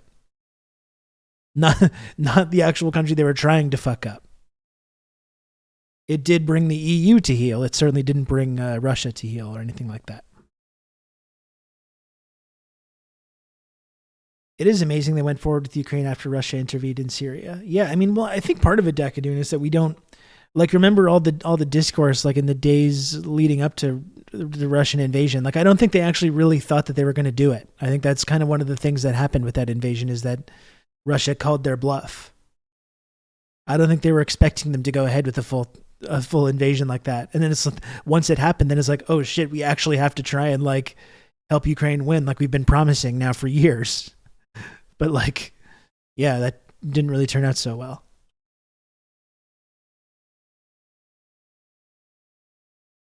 Also on Vimeo. But, I wonder if there's anything else you'd like to add about the situation there, having been there at one point and now watching this place that you visited just be obliterated. Yeah, I mean, that's tough because most of the people we worked with on the film in Gaza, our camera operator, we've lost touch with him for several days, and he was in the north, and we had been in regular communication. Fortnite soon, surely. Thank you, Eddie, for 10 months tier 1. I actually played a little around earlier before starting the stream. I don't love it. I don't love going. I never really played the original Fortnite, so I don't have the sense of nostalgia for it. I'm kind of hoping that we just move on from this soon. But thanks for the 10 months tier 1, Eddie. I appreciate it. Ahmed Abu Artema, who is the main organizer of the Great March to Return, who we collaborated with closely, he's in the hospital. 2 of his children are in the hospital with severe burns. His young son was killed.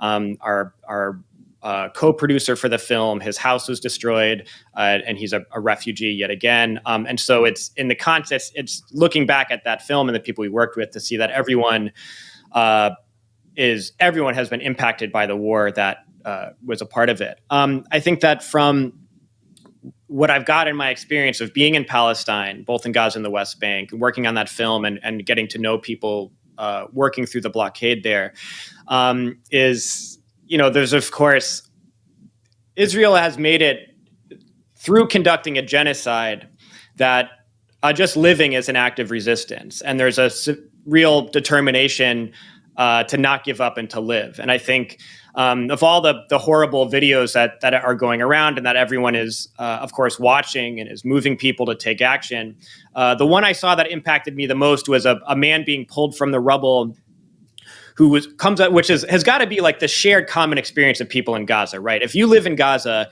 you picture yourself, what am I going to do when it's me that's trapped under rubble, possibly days from being rescued? Like, how am I going to keep myself together? How am I going to endure what that is going to be like? And that shared common nightmare of this is something that may happen to me. I might find myself buried alive under the rubble for who knows how long.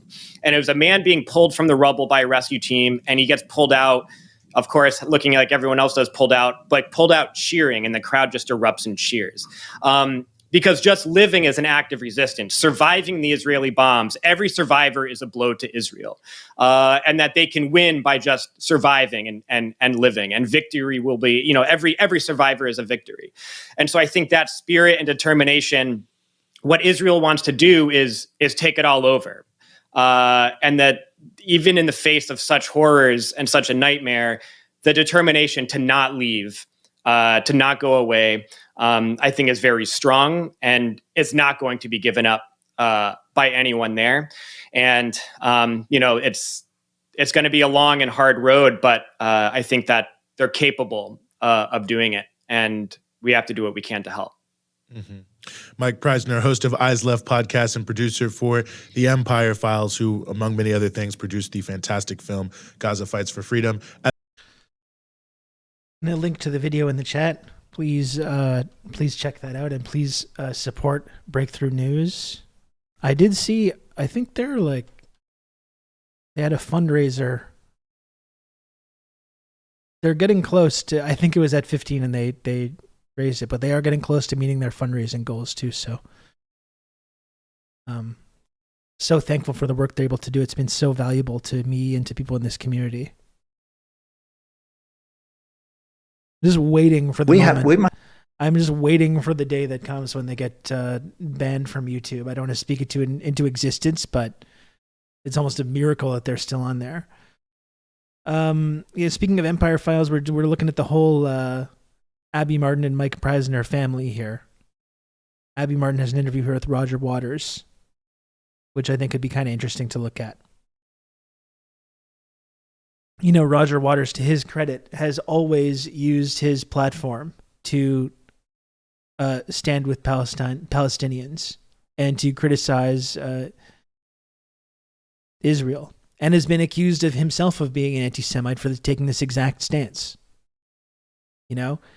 And for linking the idea of Israel and Zionism with anti-Semitism. Which is, I don't think is something that should be controversial, but he's really gotten criticized a lot for taking these stances throughout his career. Yeah, people get real mad at him for saying NATO caused the Ukraine war, and like Kira V. I mean, this is like one of the things that I talk about often, right? Is that that stance that saying NATO caused the Ukraine war, that might be controversial, in our society. We might think that that's some kind of an outlier position or a pro-Putin thing. Something like that.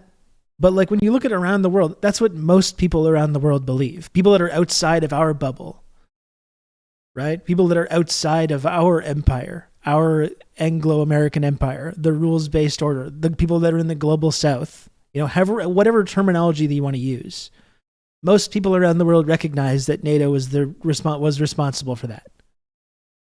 And sometimes when we make these claims, from inside the empire, we get criticized because we get viewed as being extremists or radicals, when it couldn't be further from the truth. The extremists and the radicals are the people in our ruling class in Canada and the United States that fully support Israel. You look at the list of the UN resolutions, it's the US, Canada, and a handful of outlier countries that continue to support what Israel's doing, everyone around the world recognizes that they need to stand with Palestine. And it's the same thing with NATO and Russia and Ukraine. Everyone around the world, not in our little Western bubble, recognize that NATO caused the invasion. You know, it's not controversial to point this out.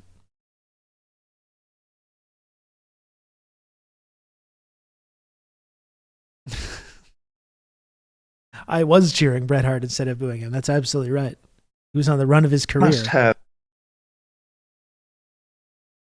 Anyway, here's this conversation with Abby Martin and Roger Waters. A ceasefire now, but not a pause. Not a pause. That is I mean, that would be better than nothing. No, it has to be a ceasefire forever. No more killing in the Holy Land ever by anyone.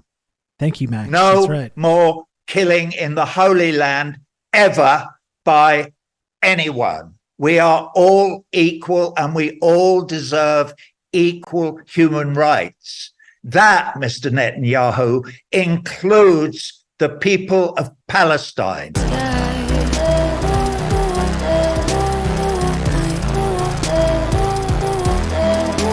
Roger, I'm so happy to have you on Empire Files. It's been such a long time coming, and I just felt like it was the perfect time to talk to you because of everything that's going on right now. You've been such a long time advocate for Palestinian rights, and because you're a humanitarian across the board, right? And Palestinian rights fold into that. You're on a global tour. Your solo show is one of the best political shows I've ever seen, with pretty stunning visuals.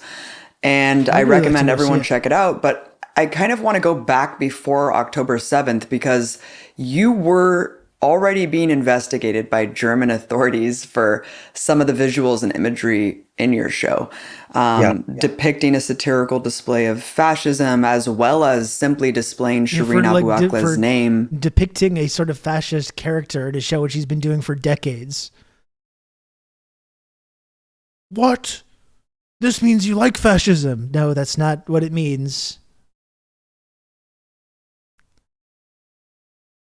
You know, alongside many names, Black Americans who were killed by police, etc., as well as Anne Frank, and that did stir up some controversy in Germany. I want you to talk about that, and also just kind of the irony of being called an anti-Semitic Nazi, essentially, given who your father was and how he paid the ultimate sacrifice. Yeah. Well, as you say, it's been going on for a long time now, and so there's really no mystery. Stay out of politics.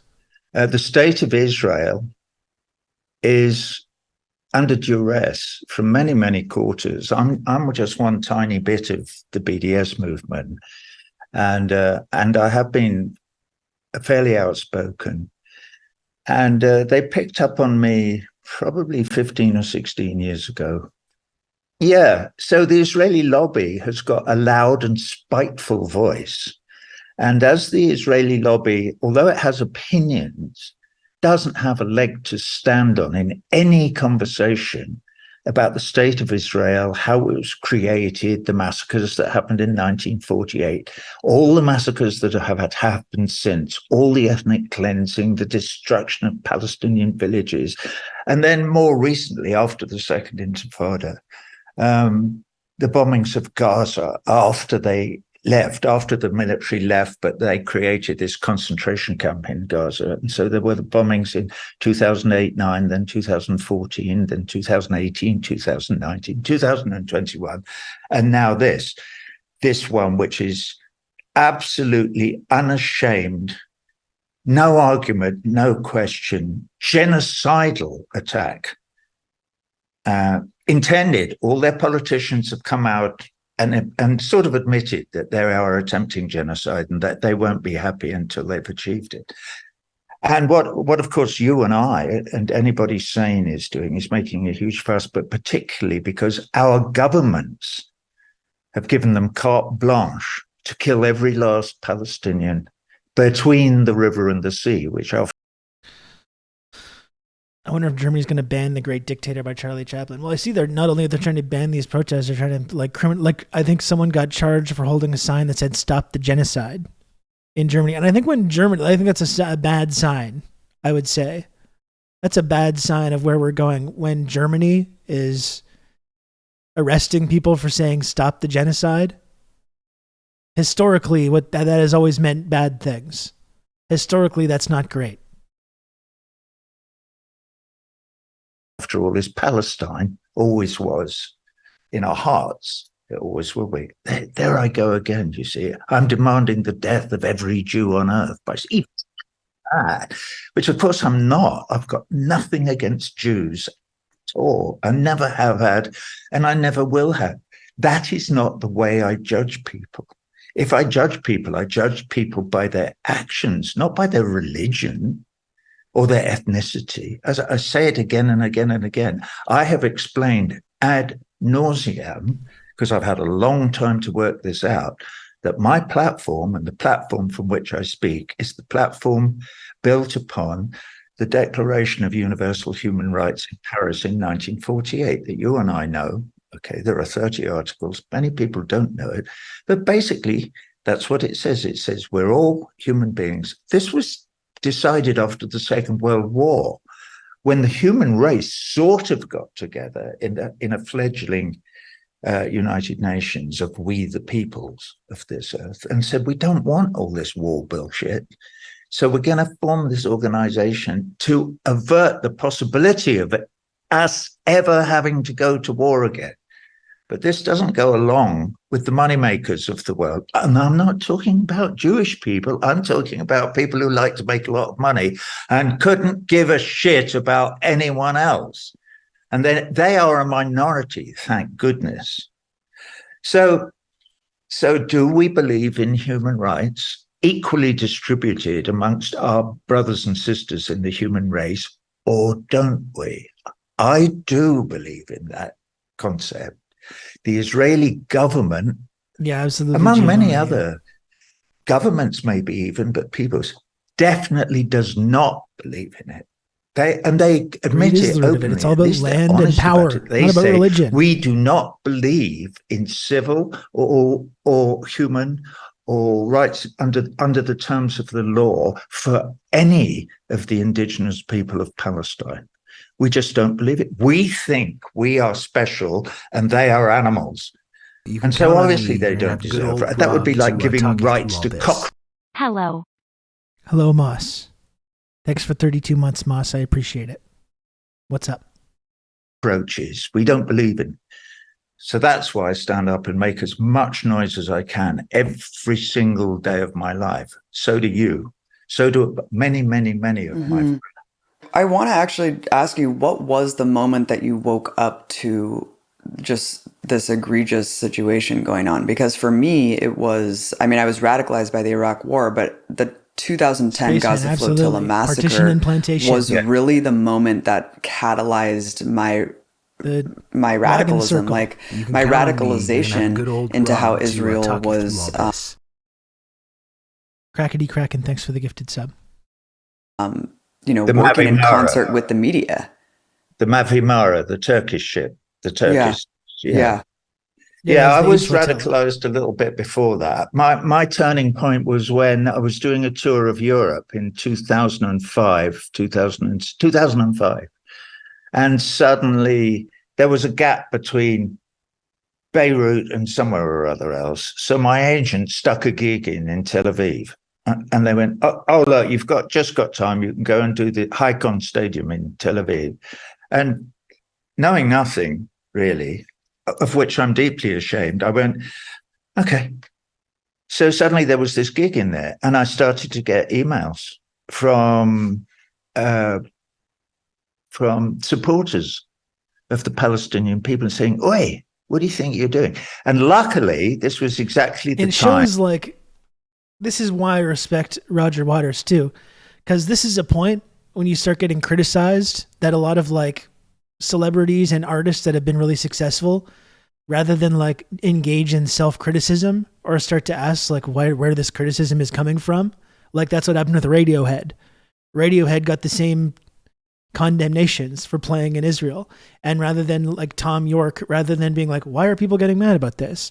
Maybe I should look into this a little bit. Maybe I should read, maybe I should open a book. Maybe I should engage with some of this criticism and listen to what people are saying. Instead, he's just like, no, fuck you. Like, and that's the reaction. And that's what I think a lot of celebrities, and in fact, even just become radicalized in the other direction because they're so used to everyone always agreeing with them and everyone like blowing smoke up their ass and talking to them like they're the fucking gods, you know? That's exactly what sets Roger Waters apart, because he gets that criticism and then like interrogates that and thinks about where that criticism is coming from, rather than in a very reactionary way, just completely shuts it down and ignores it. Yeah, he listened. That's exactly right, Frog. I mean, that's what sets him apart. So many other people that are like celebrities are just these nihilistic narcissists that when they do get criticized like that, don't interrogating in any way and end up going in the totally other direction, you know? So credit to him. That Omar Barghouti, who's become quite a close friend of mine, among others in Palestinian civil society, had just started the BDS movement. They'd looked at the South African model of how the people of South Africa threw off the shackles imposed upon them by the Dutch, by the Boers, for however many hundreds of years it was there. And so they decided that boycott, divestment, and sanction was a great non-violent way of fighting back against the fact that that's actually anti-Semitic as well to do it, even when it is non-violent. They were occupied, had been since 1967, and so on and so forth. So it's a rather long story. Cut it short, I cancelled my gig. They explained to me that the stadium in Tel Aviv, Haikon Stadium, is built on Palestinian cemetery. Oh my God. It's a desecration of the culture, life, world of the people who were living in the land when the Israelis decided after the Second World War in 1948 to steal it and just take it. So they did, and prevailed upon the United Nations that we were talking about before, with a lot of support from the UK government and the United States government, even then, to push through recommendations that the Jewish people should be given a homeland in Palestine. They didn't ask the Palestinian people, of course. They decided that. Anyway, to finish my story, I actually I did do a gig in Israel. I did it at a peace village that was called, in Hebrew, it's Neve Shalom, and in Arabic, it's Al-Wahasat, I believe. And it was hugely successful, and 60,000 young Israelis came. Of course, what I didn't realize at the time, that it would only be young Israeli Jews coming to it, because no Palestinian is allowed to move. So I couldn't play to a mixed audience. There's no such thing. And the Catalepsy Kills, I might be old, but I'm not quite that old for the Pink Floyd laser shows. I may be middle-aged, but I'm not that middle-aged. It was the Dark Side of the Moon tour, and it went swimmingly, as you would imagine. And they were Pink Floyd, whoa, Roger, yeah. Until we got to the end, and I grabbed the mic and I went, oh, thank you very much. What a lovely evening. Now is the time, this generation, this new young generation of Israelis must start talking to your neighbors and make peace with your neighbors and figure out how to stop the occupation and the blah, blah, blah. And they went from, to, what the fuck? In a heartbeat. And in that moment, I thought, oh my God, I don't even begin to understand that. So I went Talk about cognitive dissonance. Absolutely. And the next year I went back and I traveled all over Palestine the next year and saw it with my own eyes. And until you've been there and seen it with you, it's hard to comprehend. Even then, that was in 2006. Even then, it's hard to comprehend how disgusting it is, how hideous, what a hideous atmosphere everywhere there is. And how, as you say, cognitive dissonance, it's not just inbred into the Israeli population. I didn't mean to age it's also propaganded into them. They almost inject their children through the eyeball to get them to believe, because it's repeated again and again. Palestinians are animals. Palestinians, they're not human. don't even think about them ever. And they are so directed at maintaining the idea that Israeli Jews are supreme beings chosen by God and nothing must get in the way. Of course, they don't. Of course, all Israeli Jews don't believe that, obviously, because you can't indoctrinate. That's what every settler called, like everybody. I Lebensraum, suggest Manifest that might Destiny. be true It's of any identical. society. Another name that was on They're all chosen during people. my tour. It's interesting that they should have picked out. You can't have Anne Frank and Shireen Abu Akleh in the same context, in the same thing, because Anne Frank is holier than holy, and Shireen is an animal. She's Palestinian. You can't. Another name that comes up in that thing is Sophie Scholl. Okay, well, she wasn't Jewish. She was German, but she was executed by the Nazis in Munich in September 1943 for distributing leaflets in the universities saying, we have to stop Hitler persecuting our Jewish brothers and sisters. So this is a big circle, and we're all part of it because we're all human beings. We're all brothers and sisters. We're all cousins. But unfortunately, some of us come under the sway of malign influences like the Israeli government who try and teach us that we're special. No, we're not. Well, and when you see U.S. officials, they make very clear what is going on. I mean, you had Biden basically just saying we in reference to Israel. Our operation is going well. We're attempting to do this. It's like, okay, you're not even hiding the fact that Israel is this colonial outpost with, utility for the U.S. empire. I just saw RFK Jr. admitting as such. It was pretty fascinating. I don't know if you saw this clip, Roger. It was incredible to see a member of the ruling class just explicitly laying out the utility of Israel, saying it's our beachhead, it's our eyes and ears in the Middle East. If we let go of Israel's control and the authority over Israel, China and Russia will get all the oil. And it was just like, wow, finally, someone just saying it for what it is. Let's not tiptoe around this notion wasn't criticizing we're protecting it because it's a democracy. RFK Jr. wasn't criticizing that. He was like, that's why we need to support it. It's very important for the U.S. to maintain Israel as its partner. Well, let us not forget that the ADL and Smoley Buttigieg told RFK that they were going to take any possible sniff of the presidency away from him if he didn't toe the line. And so I cannot believe he believes all that bullshit about Israel that he spouts, because most of it is historically incorrect. All that nonsense about 1967 and how Israel was attacked by its Arab neighbors and in heroic way fought back and got the Golan Heights and this. And they weren't attacked. They attacked Egypt and Syria. The whole Israeli project is based on Orwell. I mean, it's all projection of what they do to other people and cry victim. And it's the same with everything. I mean, you mentioned just being there. And what's that I think there was a Norm Macdonald joke about that one time where he says, like, amazing, look at our history. Every single war, the good guys always win. Unbelievable. What a coincidence. Atmosphere. I mean, you know how it is to go into the West Bank, the giant red signs saying you could be killed, enter at your own risk. It's like, yeah, by you, by your soldiers. Like, I mean, Palestine is the most gorgeous place on earth. The people are the most hospitable people in the world. They welcome you with open arms. It's the soldiers. It's the settlers. Those are the people that are fanatical. And Roger, it kills me to see Israeli officials, as you mentioned, explicit about their genocidal intent.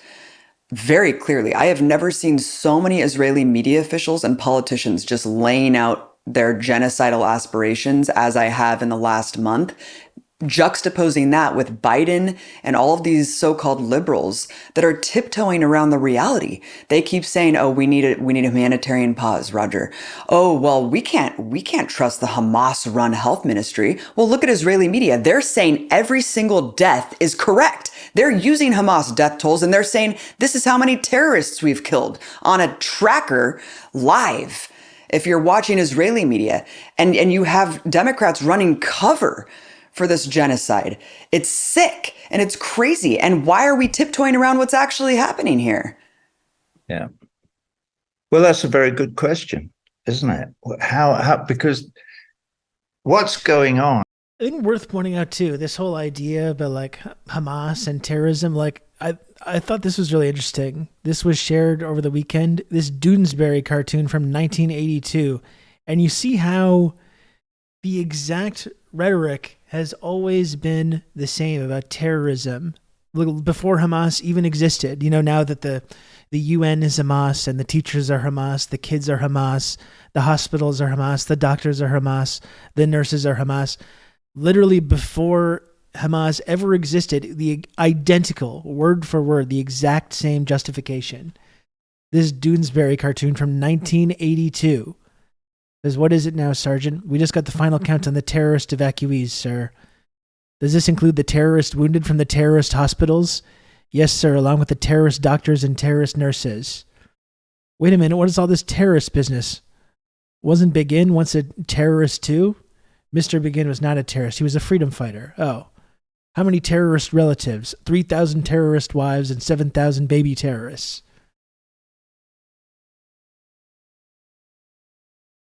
Word for, like literally, word for word, the exact same rhetoric, the exact, not word for word because there's no Hamas, because Hamas didn't exist when this cartoon was written. But it's been the exact same thing over and over and over for decades and decades and decades and decades. Based Doonesbury. I can't say I'm a huge Doonesbury reader, but yeah, this was very interesting and enlightening.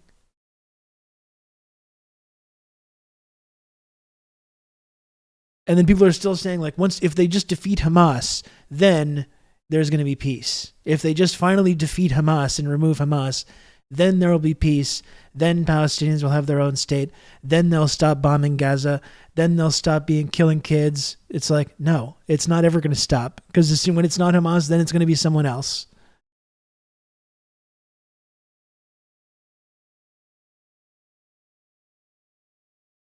You know, it's really incredible. There was also that card that this is in 82. There was the whole like newspaper thing from like the early 2000s about the whole strategy of saying like, oh, it was terrorists that were actually there. And then the whole process of like whenever these things get uncovered.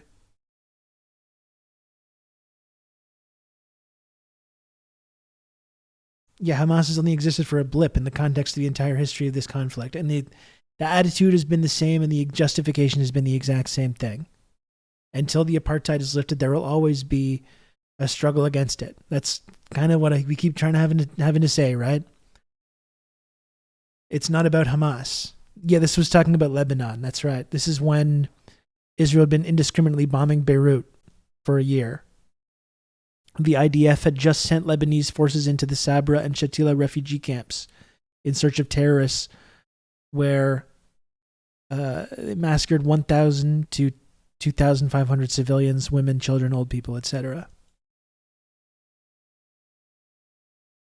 That's what I mean. Yeah, as long as the apartheid is there, as long as the settler colonialism is there, there's always going to be an insurgency against that, a resistance against that. And if it's not Hamas, it'll be called something else. The idea that like, well, Hamas just needs to surrender. Hamas just needs to give back the hostages.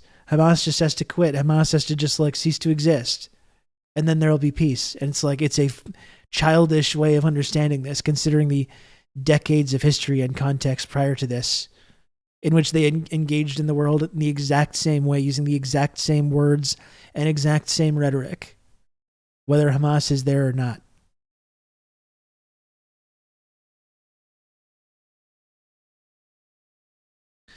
Terrorist is one of the empire's best thought-terminating cliches. Absolutely, yeah. In the same way that, like, the Red Scare is coming back, you know? Communist used to be a really effective thought-terminating cliche. It went away for, you know, a couple decades after the collapse of the Soviet Union, and now it's coming back. We're in the new Red Scare now, and they're starting to do the exact same thing. The majority of the headlines I've read recently would be too heavy-handed if it were in political satire, for sure. Is Israeli officials going to the UN and putting on like concentration camp stars while they're killing thousands of children. It's just like, it is enough to break your brain. Or like we were saying on Friday, never again is now. But also at the same time, Hamas is even worse than the Nazis. Really, the Nazis they were bad, of course, but not that bad. But never again is now. Like, that's what they're doing. It's truly amazing stuff. In Gaza, you can't. None of us can stop really to think about it, because if we do, we just burst into tears and we sit here all day, crying our eyes out and saying, "Go away, pull yourself together. There's work to be done. You need to get out there again. Go out tomorrow. Get on social media. Keep telling people." Keep dinning it into people that there's a genocide being committed on your brothers and sisters, the Palestinian people. And and it didn't start on October the 7th. And you can't, well, you can, they do. They try and blame everything on Hamas. Okay, but did some of Hamas commit war crimes? Probably. It's 75 years they've been occupied. Let's get this absolutely straight. And this is what they're trying to string me up on the lamppost for saying, is they have a legal and moral right to bear arms against the invader and the occupier of their land. There, I've said it again. Go and get the rope. String me up from the nearest lamppost. It's the truth. Yeah, it is the same thing, Studio Ghibli. We can't pretend it's not true, So I know it's difficult for everybody, but nobody can imagine what it's like being in Gaza. Yes, rolling out a pristine copy of Mein Kampf, claiming it was found in a child's living room as a justification for obliterating people was probably the most unhinged thing I've seen this week. And to be clear, too, like, you're right, obviously, but it wasn't a justification for obliterating people. When you say we found this copy of Mein Kampf in a child's living room, that is saying that like these Palestinian children that we're killing, well, they're all just like little Nazis and little Hamas terrorists. It's literally literally justifying the murder of children, not just like Palestinians. Yeah, it's okay. They're all Hamas. They're all like little Hitlers, who of course wasn't as bad as Hamas. If they're out there making the case that Hitler wasn't as bad as Hamas, maybe they should be celebrating that. I don't know. But yeah, it's pure it's justifying the mass murder of little kids. Like, that's what it is.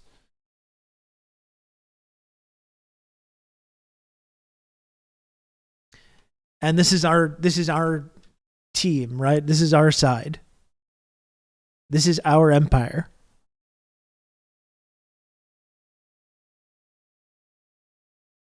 The Hamas, they're hiding in the children. That's right.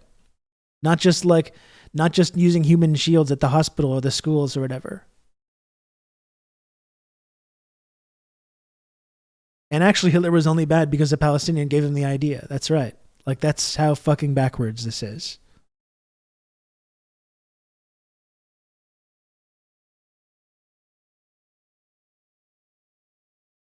It's insanity. I can't. I mean, it's unprecedented. Nobody could possibly imagine what it's like. And to actually get your mind around the fact that the American people are doing this, are standing by and allowing this to happen to you. What, do they believe the propaganda? That you're animals and that your children are animals and that you're all terrorists and blah, blah, blah. And by the way, Israel does not have a right to defend itself. No. I mean, it has a right. Okay, some of Hamas, we're pretty sure, came across the border on October. Do the Israelis have a right to fight them? At the moment, yeah, because it's called Israel and you have a right to defend your... Do they have a right to attack Gaza in retaliation? No. No right at all. It's an out-and-out war crime of the gravest kind. It's genocide. It's the worst war. They don't have the right to drop a single bomb on Gaza.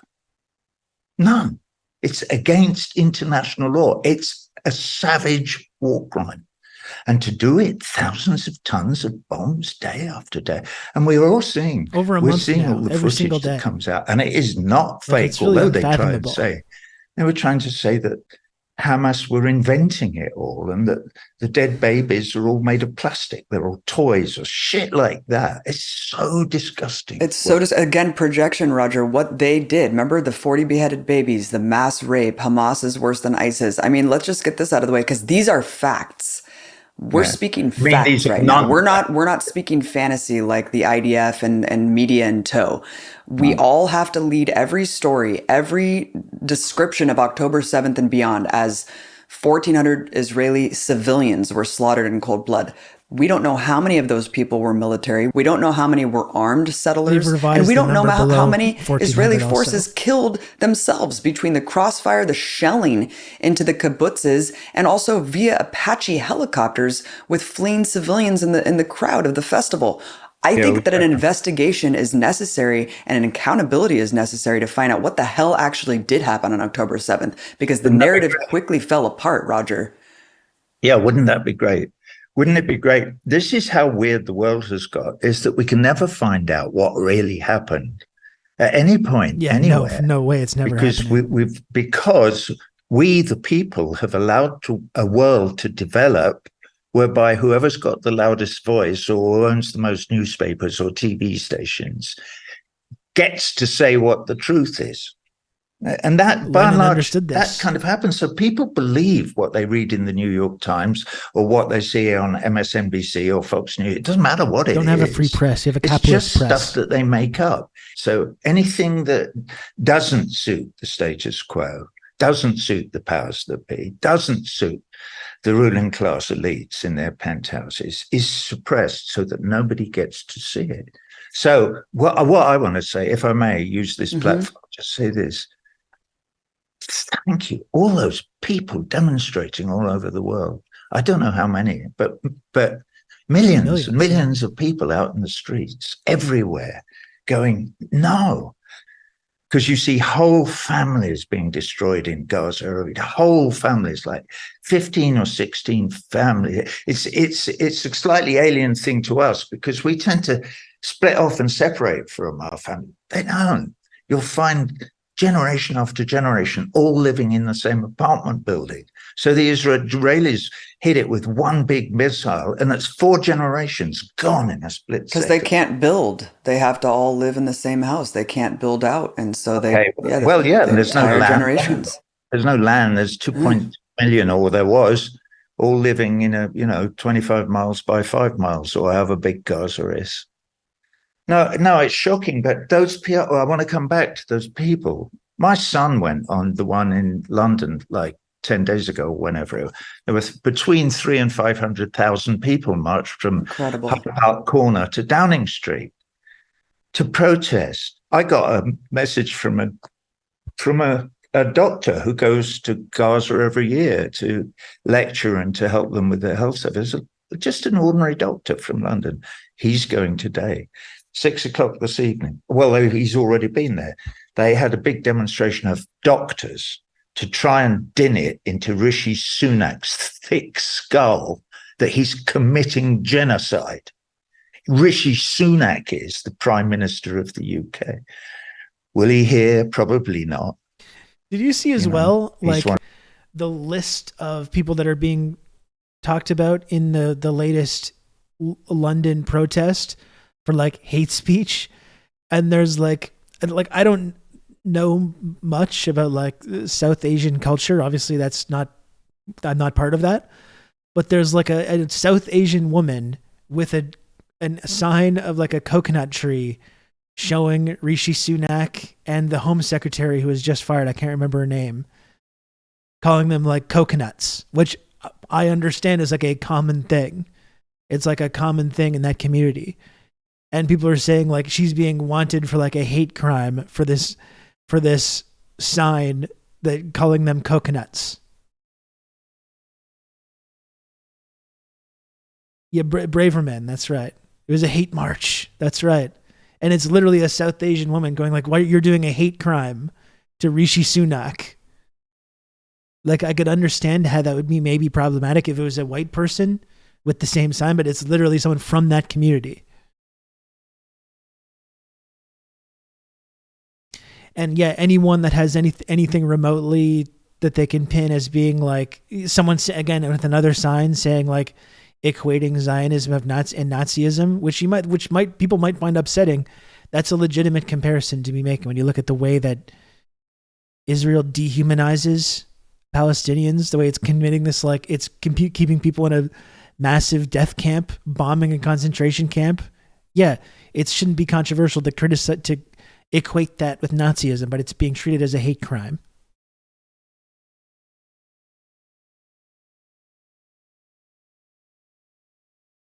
It's really amazing stuff. Let me see if I can find the thing from the Met. The Met.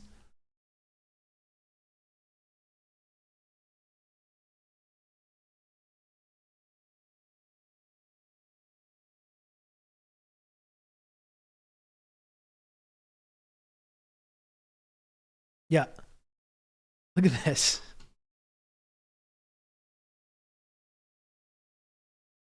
We're investigating the person in this photo in relation to a hate crime that took place today. And there's a whole thread. There's a whole thread of different like signs and people in this protest that are now being investigated for hate crimes. We saw the women a couple weeks ago that had like paraglider images, which some of our friends in UK progressive media were dutifully pointing out as well. Yeah, they're accusing anti-Zionist Jews of anti-Semitic hate crimes. Yeah, and of course accusing like South Asian people of being racist towards other South Asian people. The Israeli government are the biggest anti-Semites, claiming to speak for all Jews internationally. I mean, this is something that we've talked about a lot lately, right? I mean, when you spend decades and decades completely linking in people's minds the actions of Israel with Judaism itself and say that everything that they do is in the name of like promoting Judaism, which we know is not true. But you spend decades like making that link in people's minds, and then you go out and kill thousands of kids in addition to all the litany of crimes of the past, several decades. And it contributes to anti-Semitism, to say nothing of the fact that you have a state where like our tolerant non-anti-Semitic ruling class can support and say like, yeah, if you're Jewish, you should go live there. You're not safe unless you go there. And to act as a colonial foothold for Western interests and massacre Arabs and Muslims at the same time. Like the whole idea of it is anti-Semitic.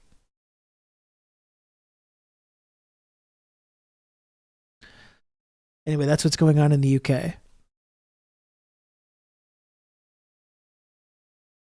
You're not safe unless you're bulldozing a brown family's home. That's right. That's the case that they're making to people.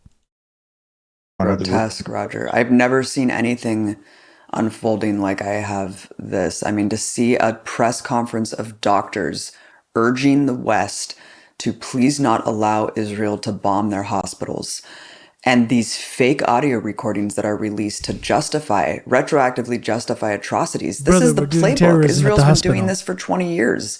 The Flotilla massacre, they released a doctored audio recording alleging that the victims were anti-Semites who said, go back to Auschwitz. That was proven to be fake. And no one questions this stuff. They just parrot it uncritically across all major media publications. They're like, oh, well, this recording that Israel released proves that Hamas operatives are below the hospital. Like, how are we justifying bombing hospitals? The human shield narrative falls apart. How is this military strategy effective if it... Well, and also, we would never dream of bombing a hospital. It must have been Hamas that accidentally bombed the hospital. But Hamas is also operating under the hospital, and the doctors and nurses support Hamas, and Hamas is hanging out there. So really, we should target it, and it's actually fine for us to do that.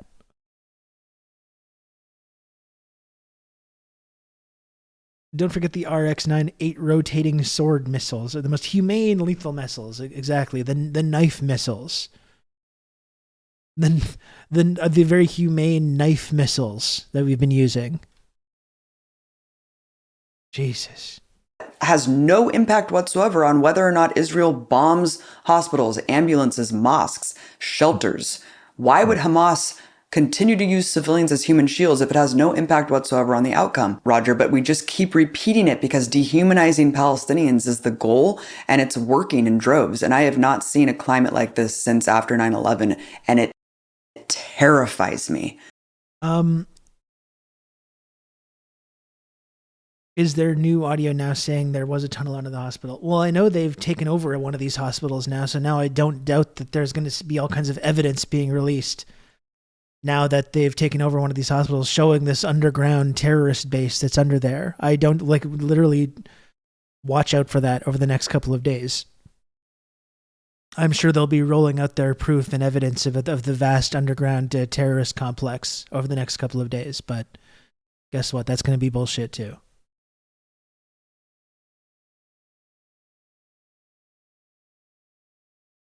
That you were on. And Dr. Maggot just sent this. Speaking of anti-Zionist Jews, I'd like to share this clip to remind everyone of the existence of Rabbi David Weiss.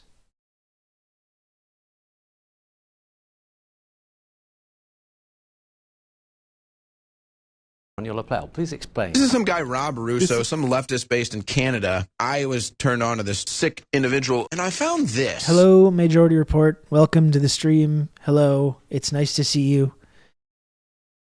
It's nice to see you. Thank you for the raid. Big raid from Majority Report. I appreciate it a lot. I hope the Majority Report show was good today. It's nice to see you. Count on I'm me. Rob. You're going to have good old Rob to talk you through all this. Vote shaming starting off strong this season. 2 arguments already, smiley face. Thank you, Dapper Cat. Thanks for the 21 months tier 1. Well, really, it's just like, listen, if it's an election between Hitler and Mussolini, you got to line up and vote for Mussolini. What's the problem? Why do you privileged lefties have such a hard time understanding?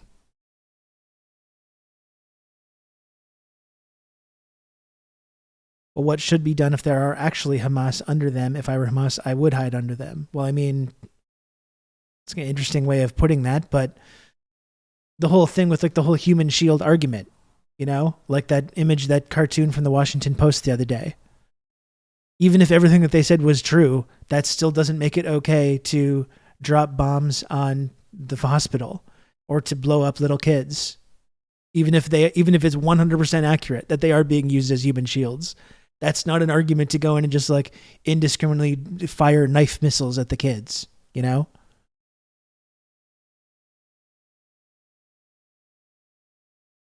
Anyway, thanks again for the raid from Majority Report. I appreciate it a lot. I'm Rob. Please smash the follow button if you haven't already. If you want to support the channel, you want to support the community.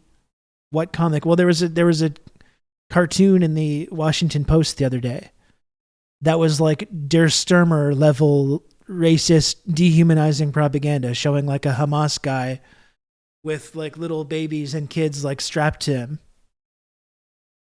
you know,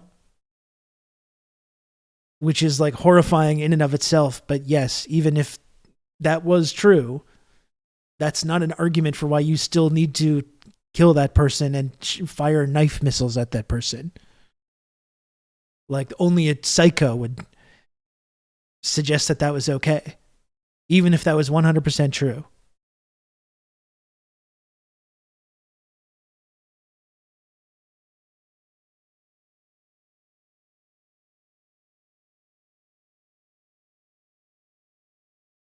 Does anyone have a link to the, like, we can just look at the comic?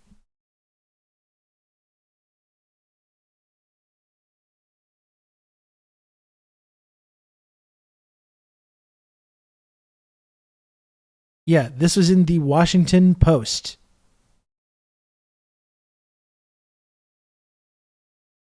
Just finding the right.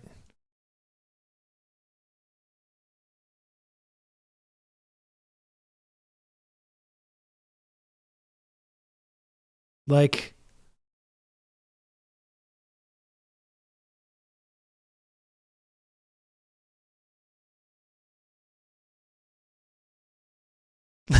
it's absolutely psychotic.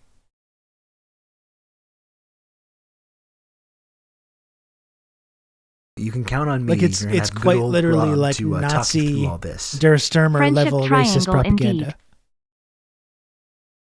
Thank you, Progressive Canuck, for the 27 months. Tier 1.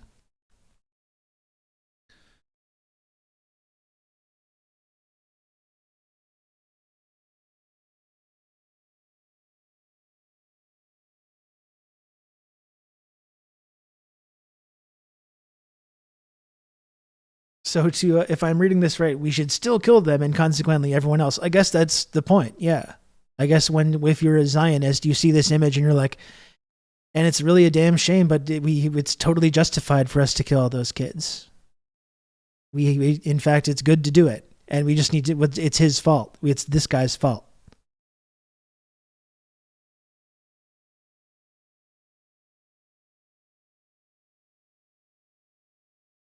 It's totally psychotic. Anyway, we were just we were watching an interview with Abby Martin and Roger Waters, which is really interesting. I was just taking a brief moment to take a look at this clip that was sent in of Rabbi David Weiss. Okay, this is quite long. I think we can look at this after. The interview with Abby and Roger Waters. But I do appreciate the raid from Majority Report. I hope people stick around. If you want to support the stream also, you can do that.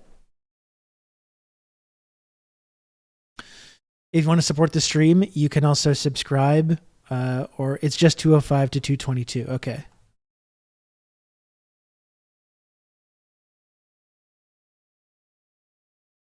You can count on me. You're going to have good old Rob to talk you through all this. Thank you, Himbo Slice, for the 18 months. If you do subscribe, it's $5 or totally free if you have an Amazon Prime account. You can support me and support this community and get all the little tiny images. I have some of the very best tiny little images. If next time you're in the Majority Report chat and you want to spam images of former Albanian leader Enver's Hoxha, you can do that if you subscribe to this community. I have the only Enver's Hoxha emote available on the entire platform of Twitch. So just saying. Just say if that's something that sounds appealing to you, you can do that.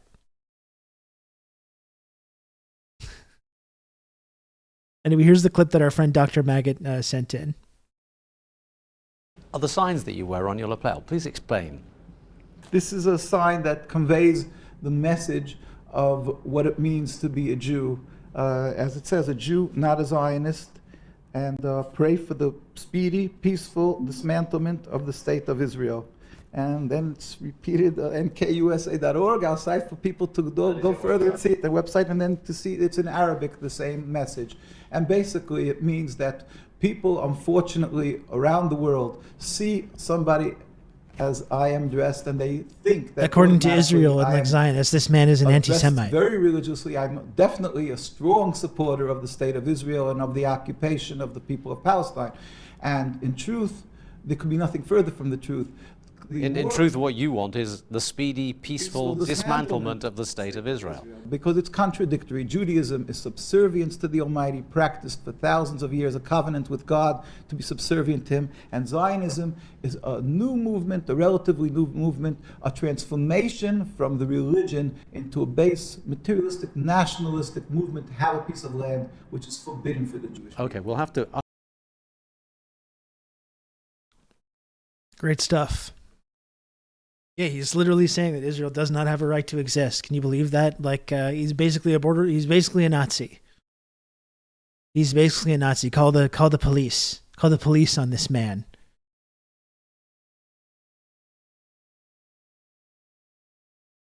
Anyway, let's go back to this clip with Abby Martin and Roger Waters. Yeah, well, you're absolutely right, which is why it makes your job and my job so important that we stand and fight against them, whatever they do. They've just thrown me out of my hotel in Buenos Aires. Why? Yesterday, I got the news. Oh, they won't let you stay in whatever the name of the hotel is in Buenos Aires because of what you said to Glenn Greenwald in an interview. I think I said what you said recently, that I'd really like to know what happened on October the 7th. Wouldn't it be great if we could actually get, if they're going to use that to justify genocidal campaign, I think it would be good to get the full information. Let's get the full information about what exactly happened on October 7th. If it's as damning as the claims are, I think we should be able to judge for ourselves. I want to know exactly what happened. And then we can come up with some kind of a moral formulation after that time comes.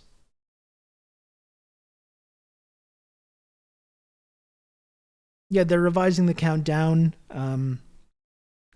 What I would like to know is, and like Roger Waters says, like I always say, I don't doubt that horrible things happened, on October 7th. And I don't support innocent civilians being killed in any context.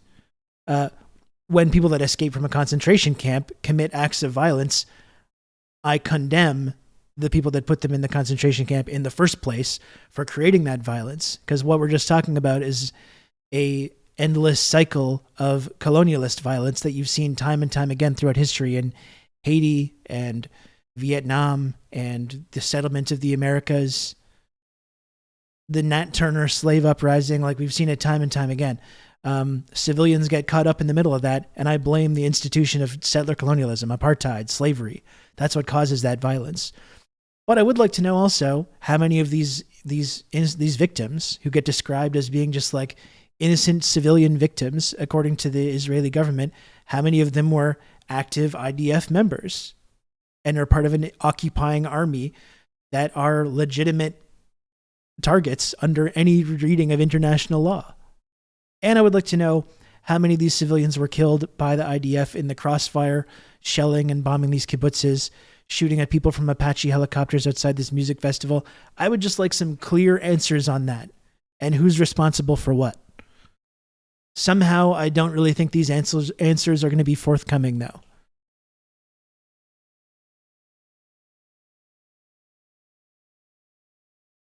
And you got to ask yourself why that is.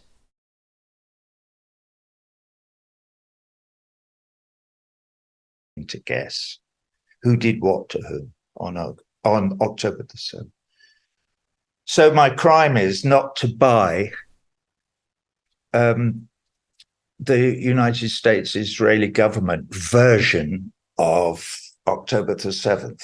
I think it was, I asked the question of, it seems weird that if the story we're told is that they blew up the border.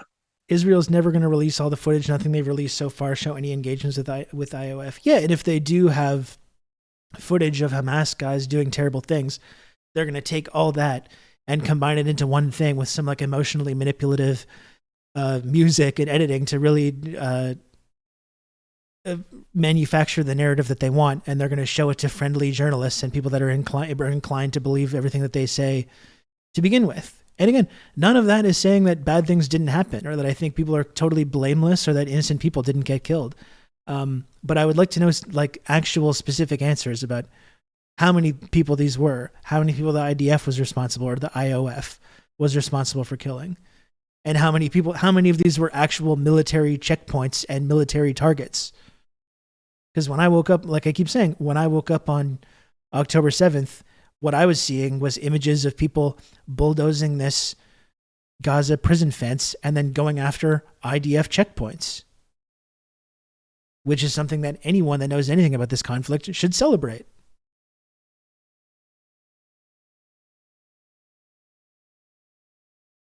Yeah, there's the whole Hannibal Protocol thing. I mean, this is the point that I've been making. You know, I'm not gonna have some kind of blanket denial that anything bad happened, but the basic point that I've been making, and you can tell me if you find this to be too controversial or edgy or whatever, the basic point that I've been making is that there's more to the story than what we were told initially. There is more to the story than just an orgy of indiscriminate, rampant violence against innocent civilians. And just the fact that that's the narrative that Israel has tried to promote, given their propensity to constantly lie about this stuff, should have anyone questioning that in the first place.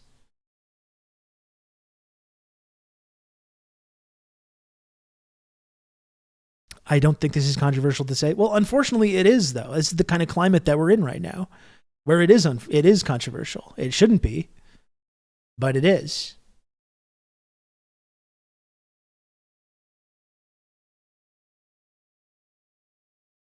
With explosives and things. And you think, well, hang on a minute, why didn't the Israelis notice or hear? No, I know what you mean, PK. What actually happened? You can't ask a question like that, but it's a perfectly reasonable question. Biden's handling of the Palestine-Israel situation was my red line. He needs to understand that we disapprove of what he's doing. Politicians are supposed to represent the will of their voters. Well, maybe you might have noticed a little tweet that I did the other day where I talked about our empire losing legitimacy, and just to let people know ahead of time, I am Canadian. I don't know if you know this, but there's a thing called the rules-based order, or the Anglo-American Empire, where America's the boss, but Canada and the UK and France and Israel kind of parts of that. I don't know if that's controversial. I said something to that effect last night, and many people got very upset by it, which is perplexing to me because I thought that was just kind of a basic common knowledge that people about our empire and about our the geopolitical realities that we all live under. But I think when I talked about that crisis of legitimacy, that's what I'm talking about. We've been told time and time again throughout the years that we have these values. We have these values of human rights. What are the values of Western liberal democracy, right? Human rights, freedom of the press, sovereignty, and also that it's the ultimate expression of democracy, right? We all live in the same country called capitalism. That's exactly right. But it's also that that's what we're told, right? Liberal democracy. It's the ultimate expression of democracy in any country around the world, whether it's China or Cuba or anywhere else. If they don't have a Western style parliamentary democracy, well, it's not a real democracy. It's authoritarian. And that's what I'm talking about, this crisis of legitimacy that I'm talking about, where all the high-minded rhetoric about human rights and sovereignty and freedom of the press, I mean, all of that has been just gone up in flames. Like, everyone around the world can see that is complete bullshit, that we don't actually believe in these values. But I think this idea of Western liberal democracy being the ultimate expression of democracy, I think that's facing a big crisis of legitimacy as well. That's part of that. And there's no better example than the full ironclad commitment that our ruling class has in both Canada and the United States to support Israel to the hilt, no matter what they're doing. And then look at what the actual people are, the actual constituents of these politicians are saying. Thousands and hundreds of thousands of people out protesting in the streets saying, we don't want this, we're against this. Lo and behold, when all the cards are on the table, all the chips are falling, all of a sudden these values that we claim to have, that we claim to be about, whether it's free speech, human rights, freedom of the press, freedom to assemble, democracy, all of these things are exposed as being completely false, completely illusory. That's kind of the point that I was making when I talked about this kind of crisis of legitimacy that our empire is going through. We believe in democracy and human rights and respect and sovereignty and freedom of the press and freedom of speech and freedom to assemble. We believe in it when everything's going okay. As soon as it actually matters, all of a sudden the chain gets yanked back and all of these so-called values are just revealed to be completely fake, a total fabrication. This one was invented by a writer. Exactly. This is kind of what we're going through right now with our empire. Whether you're in Canada or the United States or Australia or Israel, the UK or France or Germany or wherever, you're part of the empire. And you're seeing that all these values are being completely exposed as being totally fraudulent. Yeah, as soon as it threatens the interests of the empire, then that's when these apparent rights that we have get yanked away. We believe in the principle, not the practice. That's a good way of looking at it too. Question to ask: why didn't didn't that seem like a warning? This is the same barbed wire fence and concrete blocks that they all sat behind with their sniper rifles, killing medics during the Great March of Return in 2018 and shooting people in the knees and ankles to make sure they were amputees, or certainly that they would never walk laughing about it while they did it. It's that same border. It was swarming with the Israeli. There's 11, I believe. Why don't they just protest peacefully? If I'm to believe anything, that Hamas actually got to 11 Israeli army camps. And what? They didn't hear them blowing up the fence or bulldozing their way through the concrete because we've reached wall. the final phase of the empire, the final twilight of the hegemonic American empire. Yeah, and we've talked often about like fascism and what that means, but it's when these imperial tendencies start getting redirected to people in the empire, you know, and that's what we're going through right now. And we're only in the very early stages of it now. I think it's going to get a lot worse.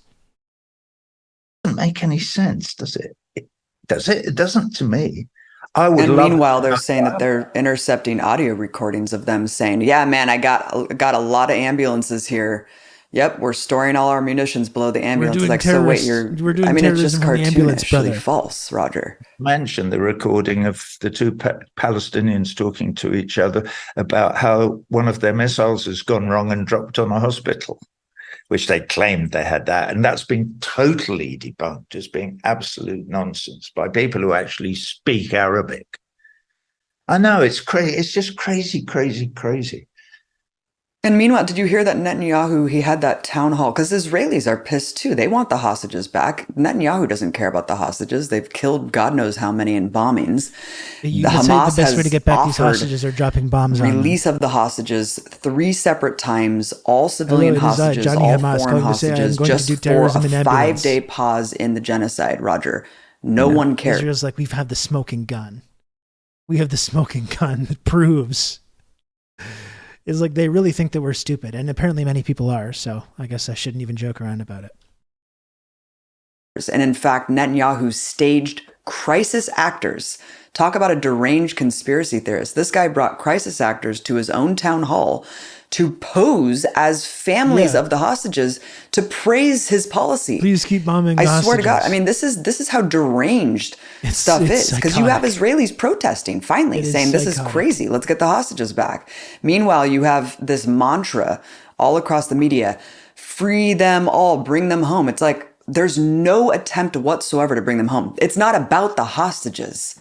But it's become about the hostages as just a smokescreen, because what they really want to do is take the rest of Gaza. They're saying it explicitly. There you have soldiers on the beach saying, we're back in our ancestral lands. Let's take Gaza and Lebanon.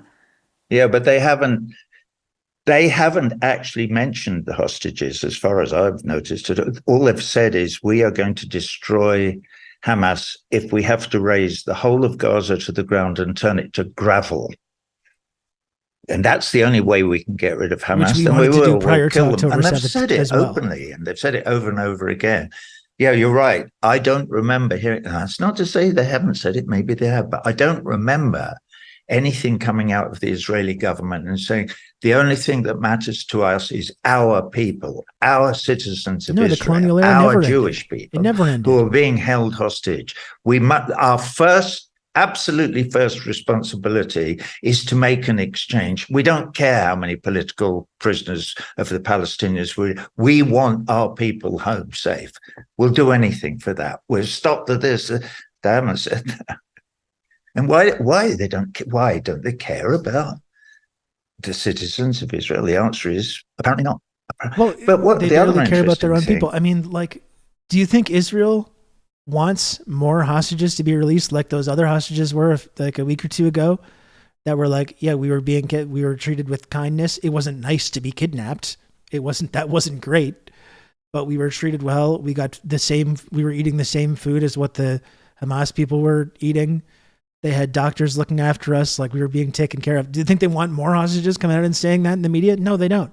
They're far, far more valuable dead. That's how much they care about getting back these hostages. And I know when you and I have finished this, the other side, there is another side of social media. There'll be caricatures of you and I in Nazi uniforms and saying that we're Nazis. They've got it completely the wrong way around. No, we're not, but somebody is. Somebody's trying to commit genocide, but it ain't you and me. We're trying to create peace. I take, if you look at my site this morning, I think I say that Netanyahu should be locked up forever. But the main thing is that to whom it, because I wrote to whom it may concern, it's the Israeli government and the US government. We must have a ceasefire now, but not a pause. Not a pause. That is I mean, that would be better than no, it has to be a ceasefire forever. No more killing in the Holy Land, ever, by anyone. No more killing in the Holy Land, ever, by anyone. We are all equal and we all deserve equal human rights. That, Mr. Netanyahu, includes the people of Palestine, whatever their religion, and the people of Israel, whatever their religion. This supremacist bullshit must end because it's the only way to stop the war and the killing. This is what we, the people of the world, want. The huge majority of us want to stop the fucking killing. So stop now. Not one more minute or hour. Yeah, well, Peanut McFly, this is an important point that I've also been trying to make as well. You say the manufactured image of the West as a force for good is more evident right on the heels of the Ukraine war. Western participation sold to the international community as humanitarian to stand for democracy. More than a year later, Ukraine has lost 20% of the country, and now the U.S. is trying to broker peace. Time to refocus attention on the next war. I mean, that's how much we care about human rights and sovereignty and democracy, right? That's what I've been talking about it a lot. There's a new audience here, so we can mention it again. But just the whole last 10 years of our activity in Ukraine, Western activity, both Canada and the United States, saying trying to turn Ukraine into another Western vassal state, where you can park military bases and missiles, saying we instead get rid of the neutral government that's in power and we help install a pro-Western, pro-America, pro-NATO, pro-EU government. And we kept saying, keep pushing up to those red lines, bro. Don't worry. If Putin ever attacks, we're totally going to have your back. We're going to have your back. And we keep pushing and pushing and pushing and pushing, despite many geopolitical analysts and other folks saying Ukraine is going to get wrecked here. Keep pushing and pushing and pushing and pushing until eventually they do provoke the invasion that they were saying that they were going to help out with. And then they don't allow any peace process to happen for 2 years. Say the only thing we can do is more escalation. The only thing we can do is more arms transfers. We're going to keep pushing out the Russian invader. We're going to keep sending more and more weapons. And anyone that's talking about a ceasefire, anyone's talking about de-escalation or negotiation or diplomacy or whatever. No, you're a tanky. You love Putin or whatever. And now it's 2 years later. And now they're saying, okay, now it's time to have this peace process. Now that Ukraine has been wrecked and hundreds of thousands of people have been killed. And they lost all the territory that they would have lost anyways. That's how much we actually care about these values of human rights and everything.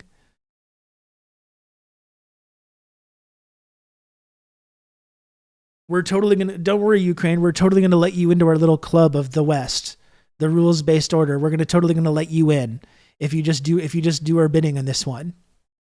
And then it comes down to it and we're like, actually not so much. That's what you get for becoming a vassal state of the U.S. empire. Hello, really chill guy. How's it going? Are we podcasting tonight, really chill guy?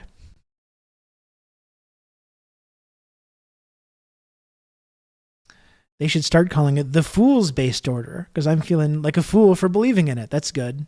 You can also call it the Rules Cringe Order. How about that? You could call it the Rules Cringe Order. I DM'd asking if we can do it tomorrow. I see.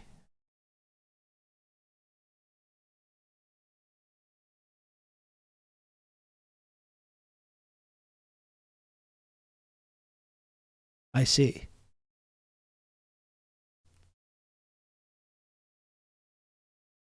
Did you see the vid of the guy at Tyler, the Creator's Music Fest promoting the ceasefire site? I did, actually. That's really amazing.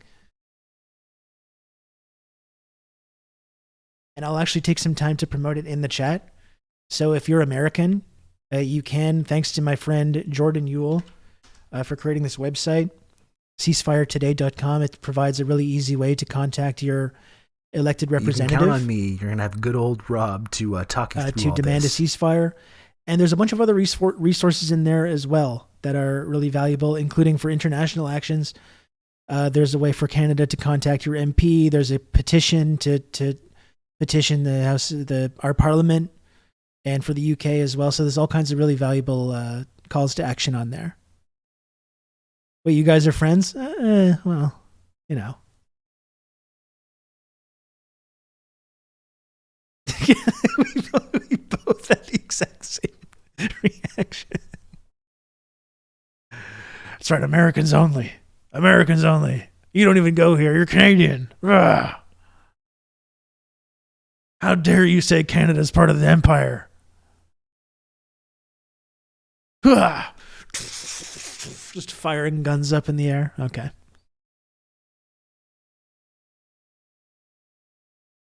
Thinks he's on the team. Because I talked. I don't even want to get into this again. I already had made my comments on this. Gatekeeping empire membership. Good Lord. Let's continue this clip. There's not, you know. Roger, and it's reduced to tone policing because once all the narrative fell apart about the babies and the rape and Hamas's ISIS, of course we are. We're a junior because partner. it just became quickly about We're the still war part of the crimes empire, though. every day that Israel was committing, hundreds killed in single airstrikes, shelters and mosques and hospitals. It's just horrific day to day. It just continues to get worse, and so it became quickly changed to tone police pro-Palestine demonstrations, if not outright ban them in places like France and Germany. You can't wear keffiyeh, you can't say free Palestine. But here, you mentioned the phrase from the river to the sea. This is fascinating. The Anti-Defamation League prior to October 7th recognized that phrase as just a simple chant at pro-Palestine demonstrations. Fast forward, they have retroactively changed their website to change history real time. There is historical revisionism going on across the board to now say that is... Sorry, I'm having some kind of a computer problem that this image just started displaying. I don't know how to turn it off. I don't know what happened. I have some kind of a virus. It's displaying this image. I don't know how this happened. I'm trying to get rid of it. I'm trying to remove it. The memory TV virus. I don't know how this happened. I'm looking into this. Very strongly.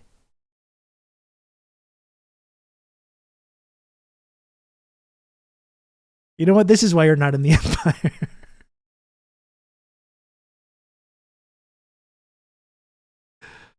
Oh, I'm sorry. I shouldn't complain about my menchies with everything going on right now, but man, every time it just makes me more mad whenever one of these cycles happens. Anyways. Fast forward, they have retroactively changed their website to change history real time. There is historical revisionism going on across the board to now say that is a phrase that always... Oh, and Kijiji, thanks for the gifted sub 3 minutes ago. I was on a rant there. I apologize, but thanks for the gifted sub. I appreciate it. Is meant incitement to the genocide of Jewish people. And now we're sitting here debating a hypothetical phrase of hypothetical incitement to genocide versus actual genocide happening day to day. Thousands of babies being pulled out of rubble. And this is the bullshit that we're talking about. What does from the river to the sea mean? Meanwhile, commanders of the Israeli army are gleefully cheering on, we're going to take Lebanon. Well, We've seen it before, so we know what's going on. It's when you get a government that believes in supremacy. It doesn't matter where it is or what the year is. It doesn't matter if it's the 1930s or the 2020s. Once you get a people who think and believe, or a government who think and believe that they are superior in some way to their neighbors, ethnically or religiously, or in some way culturally superior to others, particularly if it's people whose land they want to steal, then they'll do anything. All bets are off. And particularly if they can get their people to believe this nonsense, to believe that one group of people, then they become genociders. Okay. And everybody who understands the meaning of the word genocide or apartheid knows that those two words now absolutely pertain to the failed state of Israel. It has failed to reach the standards necessary to claim to call itself a state in this modern world, where we have the science to back up the idea that we're all brothers and sisters and cousins. We're all from Africa. It's only been 150,000 years, approximately, maybe 200,000, that Homo sapiens has been spreading all over the globe. And some of us look a bit different to others because of where we got to and the fact that we intermarried and blah, blah, blah, blah, blah. But we're all the same race, the human race, and there's only one race. So all this stuff is bullshit. And unfortunately, here I go again, but I can't help it, that so many of us over the last few thousand years have used the same God to rape and plunder and steal and kill and whatever. All through, the Crusades are only 500 years ago. And obviously, the evangelical Christian right wing, the Christian fascists in the United States, are slavering for Armageddon. They're desperate for the end of times because they believe, guess what? They believe they're superior to other people because they believe in Jesus in a different way than other people do. Or they believe in God in a different way. Aren't modern states in a capitalist world system inherently violent, though? Not an excuse, just an observation.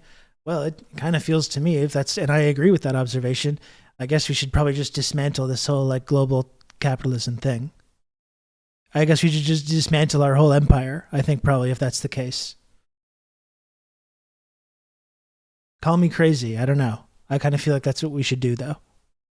For instance, than the Jews. So that when Jesus comes back and they believe this, they're all going to go to heaven with Jesus holding hands. Darn it. And all the Jews are going to burn in hell for all the time. Right. I can't believe this fucking bullshit. And that's why the evangelicals love Israel. It's the size of the account.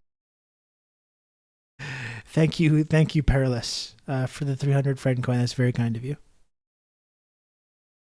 You saying the violence is inherent in the system? What?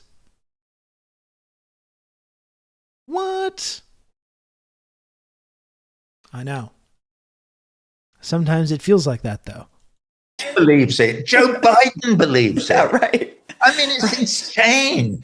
And these people are ruling the world, and they believe this absolute, complete, arrant nonsense that found its way, however many thousands of years later, to a book called the Bible, and then it was changed a bit and it became the Quran. But they're all Abrahamic religions. It's fascinating. It's fascinating to see evangelical Christians. It's not funny though. No. Yeah, and all these Abrahamic religions, that's the whole ridiculous thing about Israel's existence in the first place. This land is very, very valuable to Jews, to Muslims and Arabs and Christians. It's this land that they've just our Western ruling class just handed over to Zionists and made a Jewish ethno-state on top of this land that's incredibly important for people from every Abrahamic religion. Like it needs to be, that's exactly why it does need to be from the river to the sea, a single secular democratic state where Muslims, Arabs, Jews, and Christians can all just live together and get along. That's what from the river to the sea means.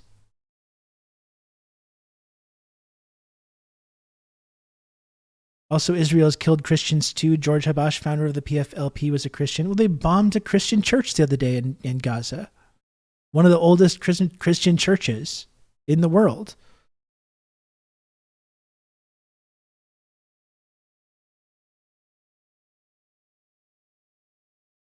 And so their rabid support for Israel is because they want it to happen, because they want to watch all the Jews burn in hell. They're the anti-Semites. Right. I mean, they're insanely anti-Semitic. They're the anti-Semites. Like, not only do they have this like apocalyptic end times fantasy, but again, they want Israel to exist because they don't want Jews living in their own society or their own community. They literally want, that's what Israel's role is for our deeply anti-Semitic ruling class. The same people that did not intervene in Germany until the absolute last minute, even when they knew about the horrors that were being committed against Jewish people. The same people that turned away boatloads of Jewish refugees in the lead up to the war. They want Israel to exist, so there's a place for Jews that they don't want living in their society or in their country to go live. Like, not only because they have these fucked up apocalyptic end times fantasies, but because they're anti-Semites and they don't want Jews living in their communities. Like, that's what I keep saying. Like, when we talk about this idea that Jews are not safe, that you're not safe anywhere, that is bullshit. You know? You can count on me. You're going to have good old Rob to talk you through all this. Anon, thank you for the gifted sub. It's bullshit, you know? If you're Jewish living in the diaspora in Montreal or New York or wherever around the world, wherever around the West, you should stay right there. You should stay right where you live. That's your home. That's your community. It's not this random country that you have no connection to, that you've never been to.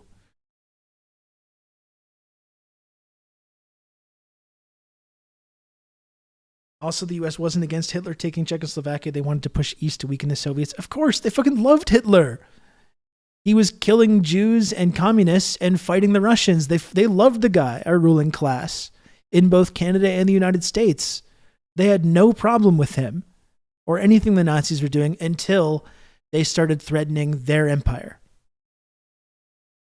And basically pushing west.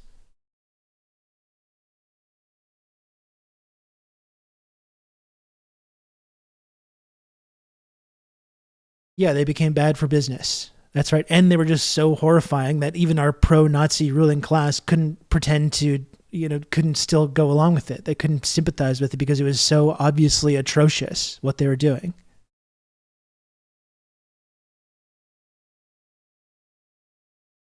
We have multiple presidents whose parents and grandparents give the Nazis material support. Just one sec.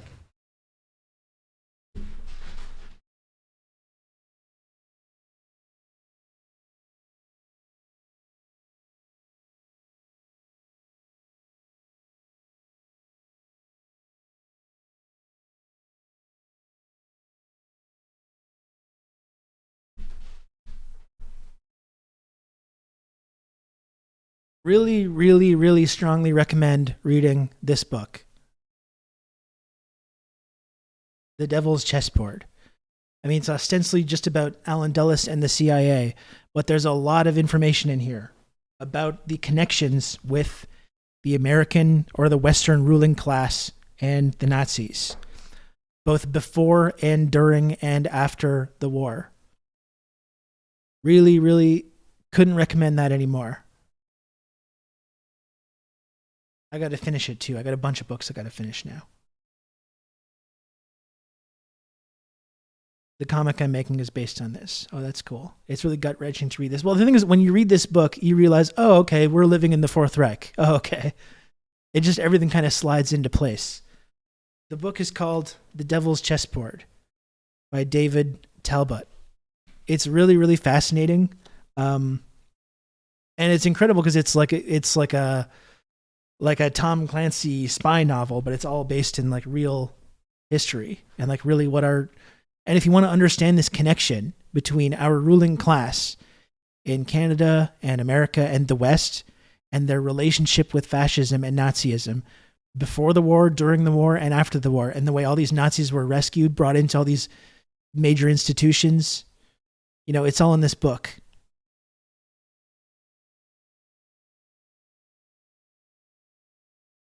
Exactly, Dunrig. This is what we talk about this often. This is the Fourth Reich.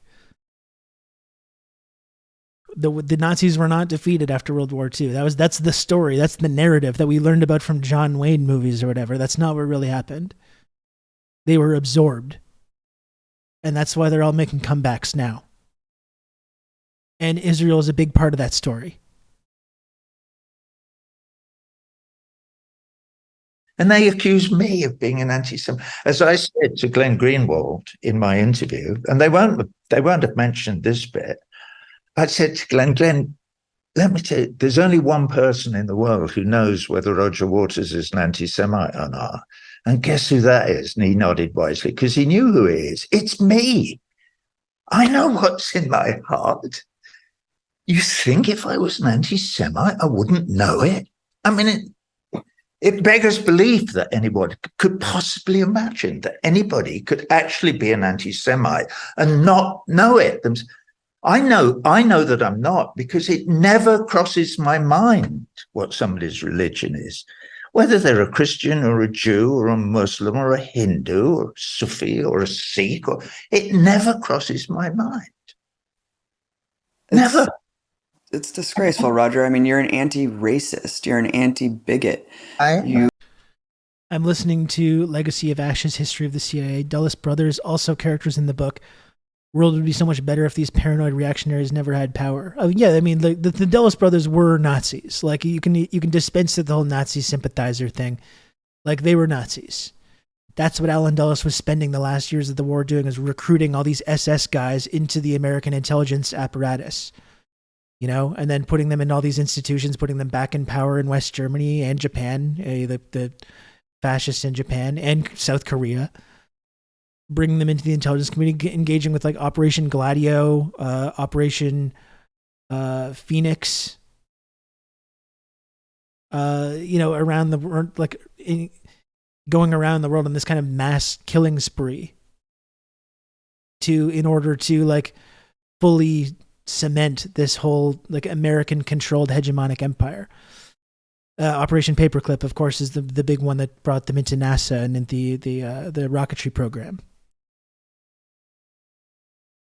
This is the kind of thing. This is what emerges from this book, is you realize that there's different factions in the U.S. government, and for a while, like that's why I think FDR is a really interesting figure. And there's lots of things you can criticize about FDR, and you should.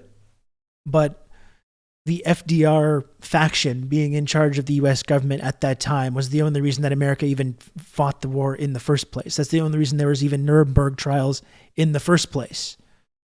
And once FDR died, the Nazi sympathizing reactionary faction led by Alan Dulles was able to take full control of the intelligence apparatus, and then they used that to control every subsequent president.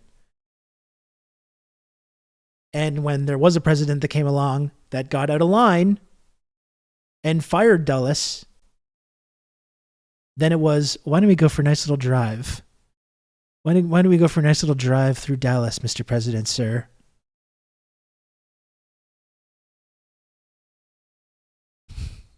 You know? And then, as insane as that is, even after someone that should have been the prime suspect in JFK's assassination got put onto the Warren Commission and was the one investigating the crime in the first place, and then determining that it was a lone gunman and that there was no conspiracy. Like it's just a joke. It's just an absolute joke. You are humanitarian across the board, and that's the threat. I mean, the threat is that you don't otherize and dehumanize who needs to be dehumanized in order to advance the goals of imperialism. And you are a thorn in their side, and they can't control you. I want to wrap this up. I want to mention two things that I think are really important. I think one important factor is what the state of Israel Lee Harvey Oswald wasn't just a Marine, a Spidler. He was, but he was in naval intelligence. He was in ONI, naval intelligence. And yeah, defects to the Soviet Union, and then he just comes right back. No problem, sir. Come right back into the country. No big deal. No hard feelings.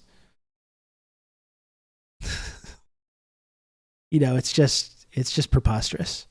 What it will look like when it incorporates Palestinians as equals, because Jewish citizens and Israeli citizens will play an important part in the post-apartheid state, the one state solution that I think we're all vying for with the BDS movement and with our humanitarian cause worldwide. And that's important because it's not about expelling Israelis or Jews. It's about incorporating everyone to have equal rights. Exactly. So exactly. And I'm glad you've asked that, because one of the things I said to Glenn is that we get so engaged in these arguments across social media about who's what, blah, blah, blah, blah, but we don't actually spend much of our time sitting around making a plan. I mean, it seems to me, and what do I know? I'm just a simple bass player. But I would suggest that have you noticed that there's beginning on the right to resurrect a two-state thing? Mm-hmm. So, and you see, immediately you go, well, look, there's only two possibilities. There's no more two-state solution because it's over. The racist apartheid state of Israel cannot survive. It's over. You're done. You had every chance in the world since 1948, 75 years, to make a two-state thing happen. And the Palestinians would have accepted all this bullshit about Yasser Arafat sabotaging. It's nonsense. They would have done, definitely. Particularly, I think, after 67. But they would have done before that. They wouldn't have liked it, but they would have done it. But now that you've put 700,000 settlers into the occupied territories, that makes it more difficult. So there are two choices. Either a democracy from the river to the sea, if you're listening, guys. You guys who had Mark Lamont Hill fired from his university job for saying from the river to the sea about 7 years ago, as I recall. Anyway, so it's either a single democratic state, absolutely equal rights for everybody in it, including Israeli Jews, because it will be irrespective of your ethnicity or your religion or your previous nationality if this is a new state, unified state. Okay, so there's that. No more masters, no more slaves, one person, one vote. Really very, very simple to understand. I need to get a bass, Progressive Canuck. I used to have a bass at Fender Jaguar, and I had to sell it because I was short on rent 1 month, and I still regret it. I wish I still had my bass. I got to program all my bass, which sometimes sounds okay, but sometimes I want some real bass in there. Gotta get a new one.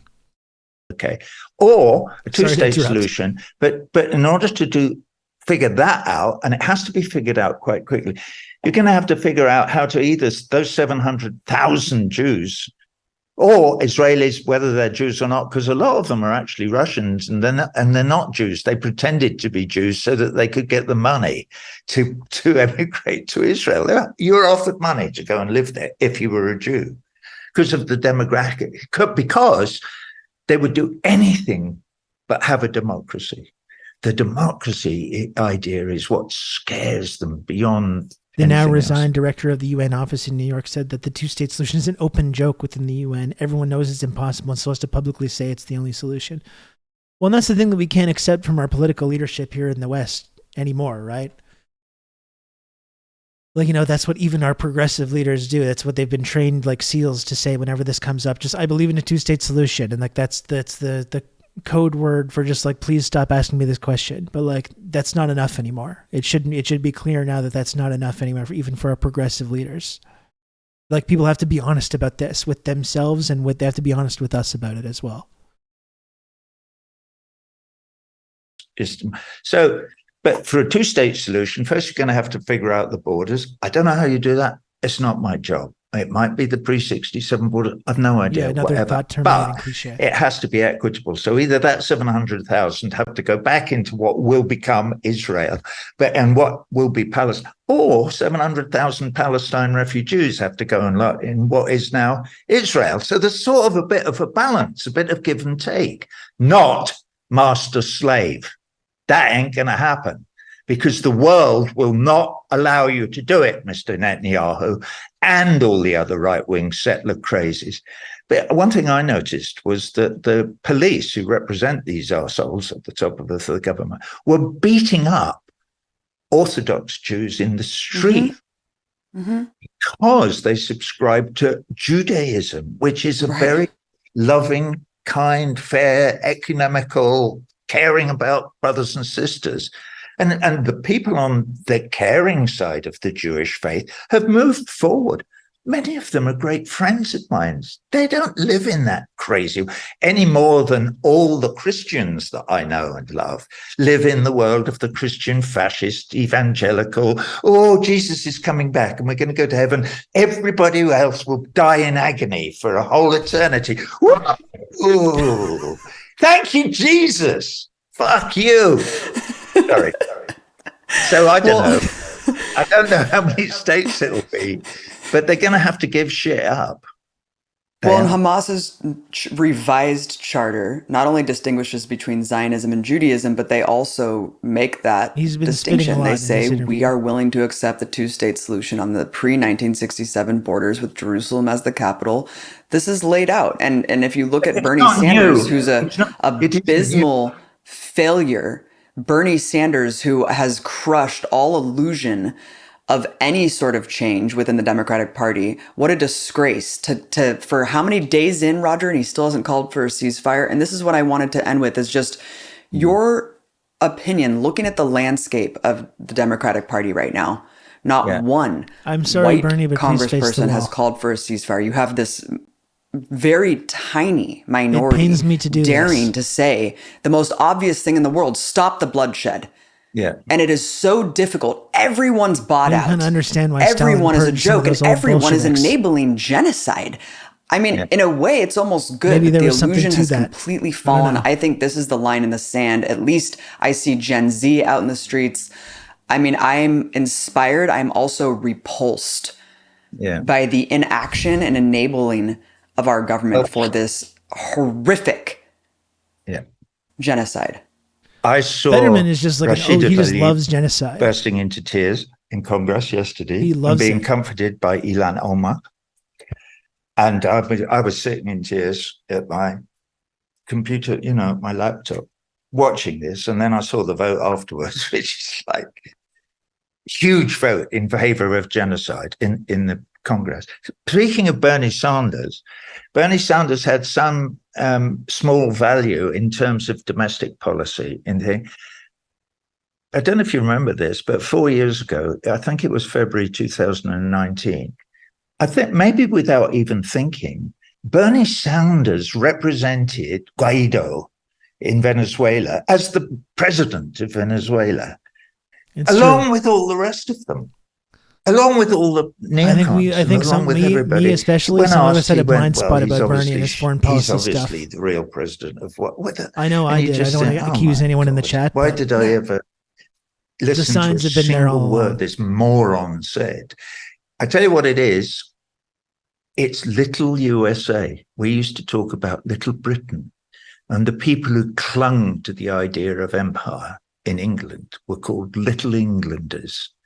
And they were stupid beyond all belief. And now the chickens are coming home to roost. The last of them, the Nigel Farages and the, what's the horrible blonde-headed bloke called, who went to Ukraine to say you can't make peace? Boris Johnson. Yeah, but and now Boris Johnson England said no peace deal, on its no negotiation. It's almost gone. Its only possibility of surviving is as a vassal state to the equally dying empire of the United States of America. Little Englanders thinking that they I was just saying about the dying U.S. empire. We got very upset. The world, stealing everybody's land, oil, women, anything that they've got, gold, lithium, anything that anywhere in the world is gone. We can go and get it because we are an empire. And there's nothing anybody, yeah, there is. And they're doing it. United States is just drifting into that part of its history. The part of it being the big empire where it can go and steal everything from everybody and get away with it is over. Get used to it. And it'll take It's the lost people legitimacy. of the United States I've been saying this. quite some time to get over it, even though they can feel it in their daily lives, because the ruling class in the United States of America is stealing from them and has been for the last 100 years at least. And now they suddenly realize that they can't afford rent and potatoes or French fries or whatever they live on, and maybe a gallon of petrol to put in the car. And it's out of reach. They can't do it. People can't live. They live on a desperate knife edge. Most people in the United States. And yet there's Jeff Bezos and Mark Zuckerberg, with a couple of $100 billion each or whatever they've got. And nobody says boo. Oh, good for them, they say, and then die. Yeah, good for them. I'm next. Yeah, or they crawl back into their tent on the side of the road and watch them drive by in their, limousine and go, well done.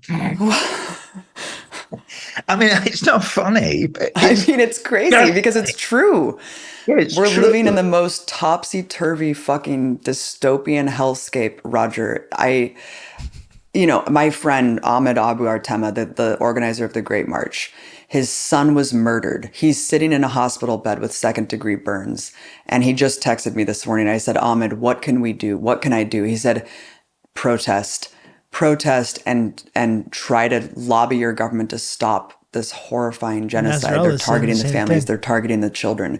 And the feeling in my heart, Roger, seeing, the disgust with our government, but then seeing the outpouring of support and love and direct actions. Going on right now. Millions of people around the world stopping boats, blocking them, stopping weapon systems, stopping Boeing from loading weapons on their airplanes. This is amazing what they're doing. Yeah. This is incredible. And this is what we need to do. And this is the power of solidarity.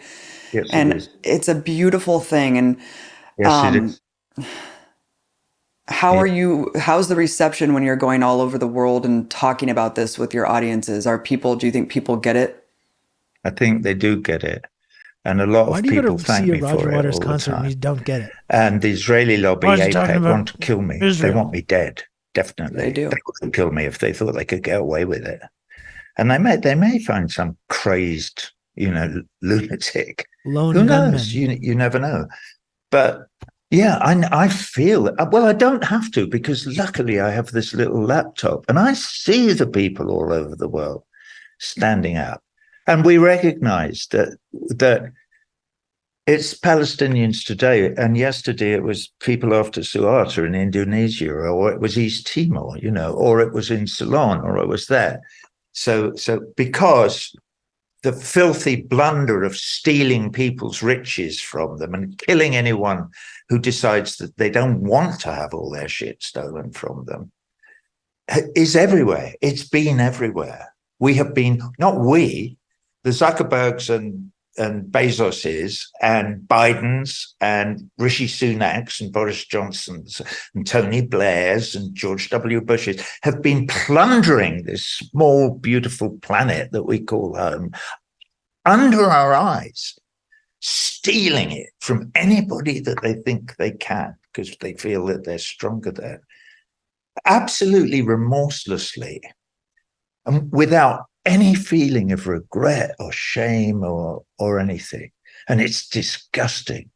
So whenever I see that whoever the latest thing is, it was the Spanish and then it'll be the Norwegians and then the Belgians are recalling their diplomatic staff from Tel Aviv and saying, no, and cutting off diplomatic relations. That's the beginning.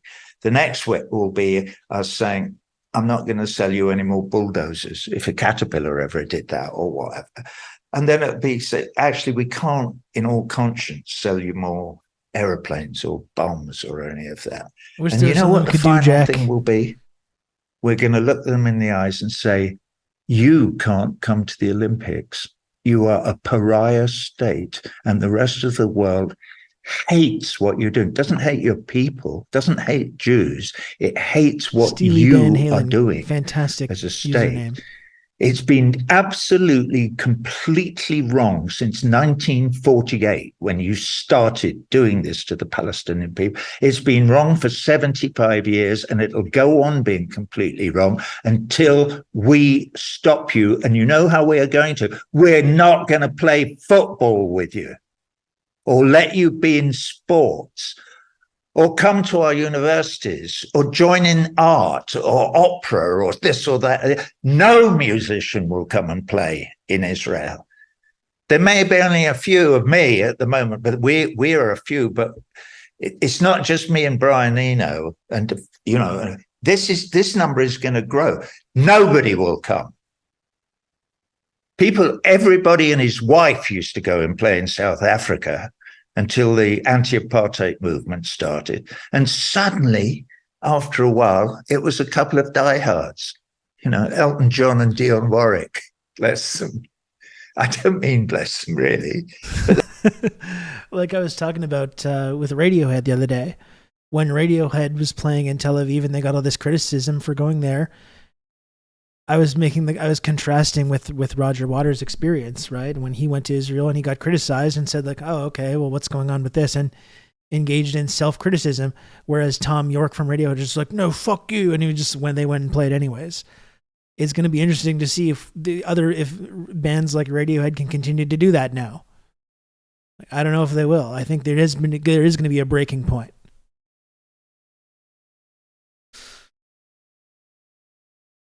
Yeah, no, it was gross. I've always been a big fan of Radiohead, and I was really disgusted when they got criticism for playing in Israel, and they didn't engage with it in any way, and they were super like standoffish about it, and were absolute pricks about it. But again, I would like to see now, in a post 2023 world, to see bands try and make that argument now. He seems like he wouldn't be that for me. I mean, yeah, the hail to the thief. They always had kind of incoherent politics, kind of nominally left-wing politics.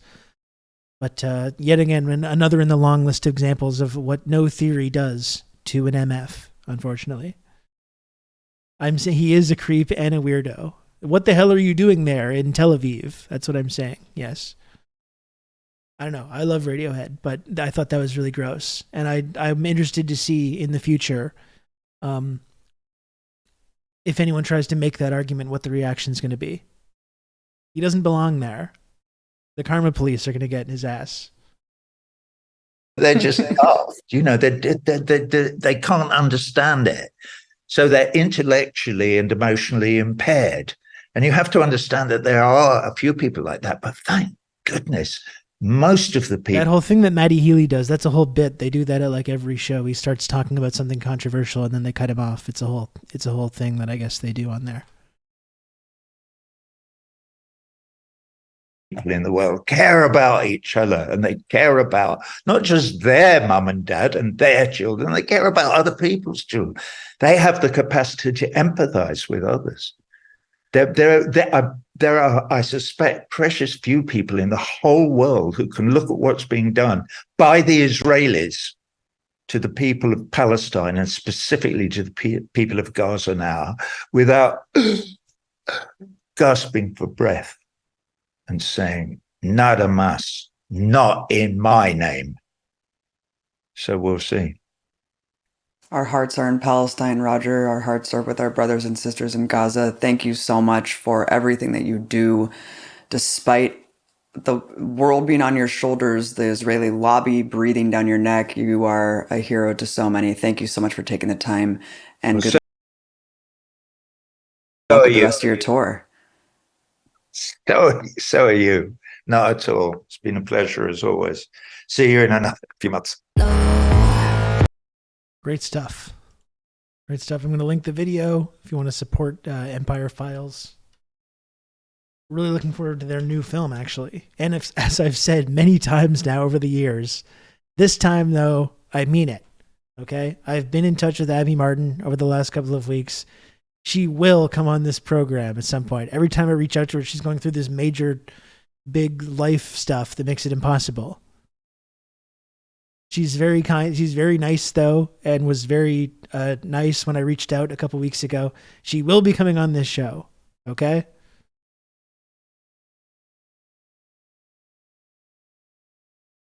That was delightful. I knew Roger Waters was a pretty good for a boomer rocker, but this was really above and beyond. But yeah, well, he's someone that actually has coherent politics. Like you see a lot of these kind of boomer bands maybe had like nominally sort of liberal or left-wing values. He's someone that has actually like applied that, you know, and has actually been a critic of empire, you know, and has supported Venezuela and has supported Cuba and supported Palestine. Even when and especially when it's unpopular to do so. Like I've been saying, sometimes it can be easy to stand with Palestinians when it's like Palestinians are just these perfect victims that you can show your left-wing values. But in moments like the last couple of weeks, when it becomes difficult, that's when it's the most important time to do that. And that's what separates, as you see, like in our discourse and in our media, that's what separates the people that are just saying these things versus the people that actually, you know, want to try to walk the walk and believe in this.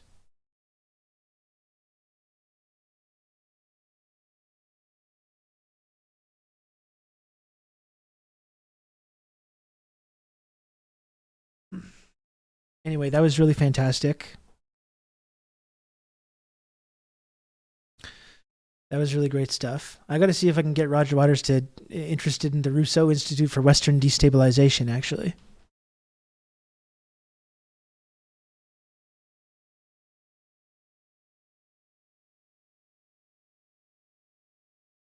The Rousseau Institute could use some heavy hitters backing the think tank, and I think he would be a perfect candidate for that. Any word on Sarah Jama?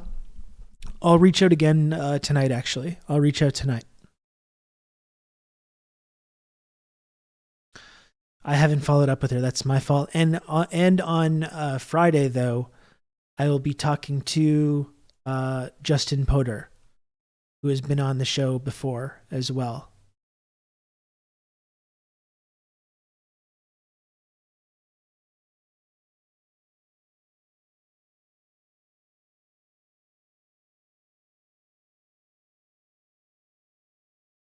So lots of good stuff coming up. You really running a think tank? I'm starting to. Okay. It takes time. I'm planning on getting it off the ground though this week. Not this week, this year. But Sarah's Canadian. You sure she's allowed to speak? I don't know. We're gonna see. We're gonna see.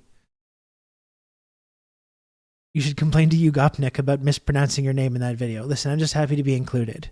Me and Ugopnik have that kind of like friendly ribbing. Okay, we have that kind of relationship. Two heavy hitter content creators. That's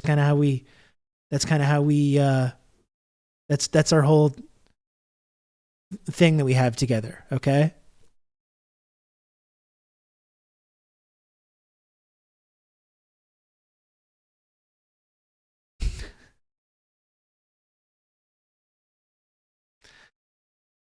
Anyway, that interview was really fantastic. I got to take some time. We're going on 3.5 hours here. I do have to get going, not right away, but in about half an hour to go pick up my kid from school. But I should remind you, though, that we had a lot of viewers today. We had a pretty big raid. So if you've tuned in, if you're a first-time viewer, if you're a lurker, if you're not familiar with the community, if you are familiar and you're a part of the community and you want to support the work that I do here, please, if you can, subscribe to TRRS over here on Twitch. It is $5 per month. It's completely free of charge with an Amazon Prime account. You can support the work that I do here. I agree that Ugopnik owes me a deprogram invite on that. I'm trying to think of some way that I can say his name. Good old Rob to talk you through all this. Intentionally messing it up, but nothing is coming to me. You can count on me. You're gonna have good old Rob to talk you through all this. I dropped a follow after the raid. Thank you, Lucy Vert. I appreciate it. And again, I'm just happy to be included. Okay, I'm happy to be included in the video. It's about time people notice. Anyway, it's not like Ugobnik's been on this show before, so why would he know what my name is or what it's called? Sorry, I'm just hearing from my producer that he has actually been a guest on this show before. Okay, so there's no actual excuse for that. No, it's just, I told you, it's just like a friendly ribbing. Good old Rob. It's just like a friendly ribbing. Cinnamon Challenge, thanks so much for 35 months, tier 3. Thank you, Cinnamon Challenge. Very, very close to the 3-year badge, and I really appreciate all the support over the years from Sin Chow, as she is known, Svidler on the roof. Thank you count on for me. You're 3 gifted subs. To talk Total of 5 this. gifted subs in the channel for Svidler on the roof, making Svidler an elite member of the Friendship Triangle community. Thank you, Svidler. Thank you, Soon219, for 12 months, tier 1. That's 1 entire year from Soon. Thank you, Soon. And thank you to Comrade Bushy, who has come through so much with the support for this show over the years as well. Thanks, Comrade Bushy, for that. Why do so many streamers avoid the Gaza situation? I don't know, because you can get in trouble. Like you can lose viewers. You can get kicked off platforms for saying certain phrases. People are scared. It's a brand risk. That's right. I mean, if you want to have a widespread audience, it's better to have be on the fence on all these things.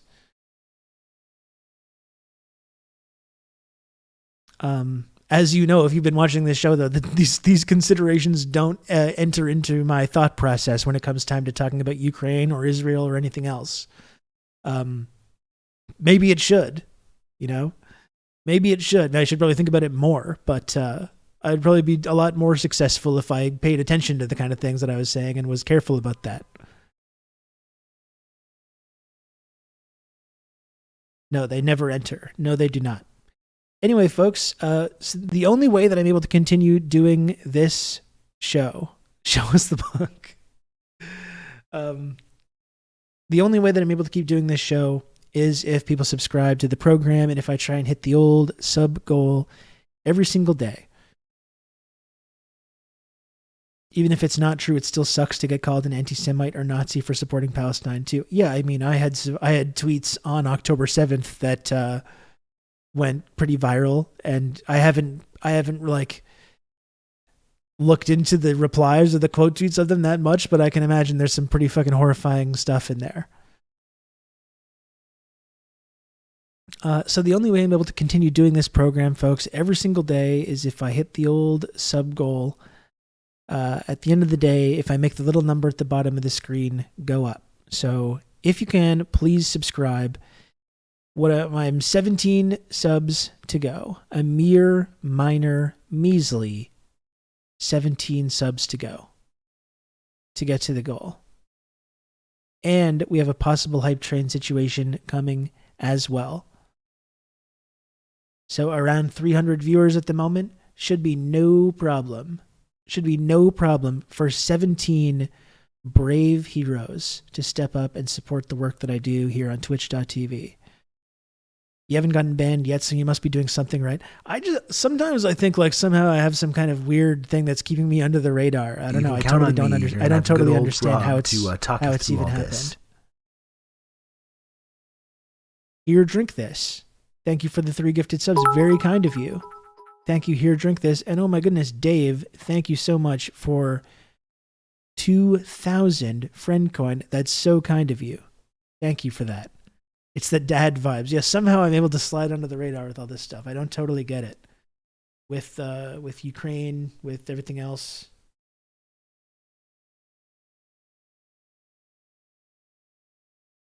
CIA handler keeps him safe from the fallout. Well, listen.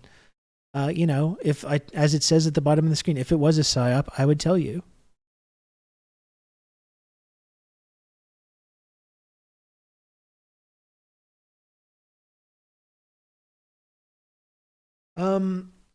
No, but I think I've slid under the radar, but also I think when I talk about these things, I'm open and honest, and I think I talk about the values that I have. I don't think I ever spread misinformation or disinformation, And yeah, it's all done in the manner of a harmless Canadian dad.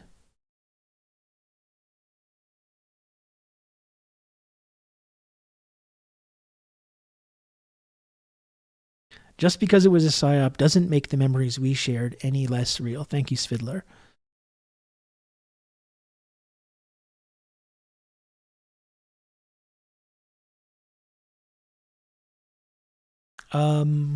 Okay, so a mere minor measly 14 subs to go, folks. So Robertson was a sleeper agent. You're gonna find his activation. You can count on phrase, me. You're gonna have good old Rob my MK to Ultra talk you through activation. all this. Thank you, Anon. Thank you for the gifted sub. I really appreciate it.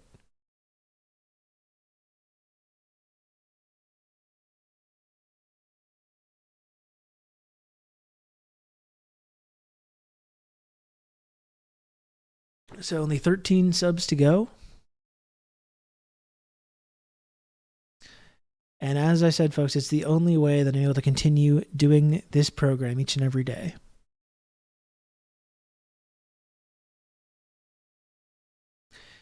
The only way is through the endless and extremely generous support that I get from you can count this on community, me. You're gonna have good old Rob to talk you through which all I this. appreciate a whole lot.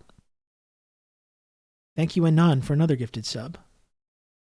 To our friend Fart Party 69, one of our original valued community members, Fart Party 69. You can count on me. You're gonna have good old Rob to talk you through all this. We haven't seen Fart Party 69 for a little while. I think they might have some kind of job situation. I'm going to have to call him in for that, actually. Spending time at your actual job rather than being in this community, I think that's a little sus. It's a little messed up, frankly.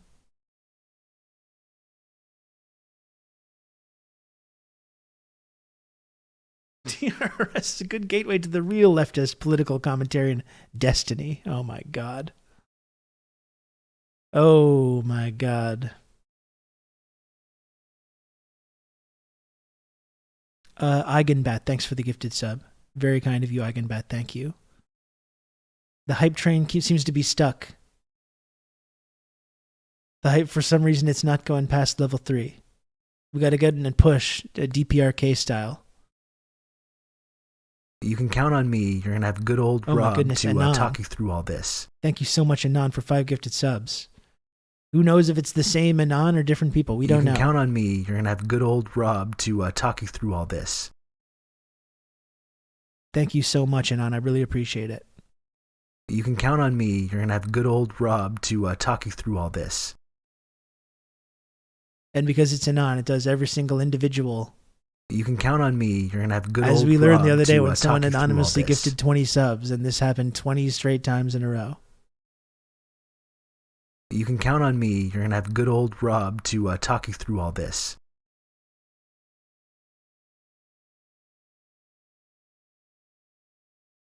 Thank you so much, Anon. I really appreciate the 5 gifted subs. And now we're a mere 6 subs away.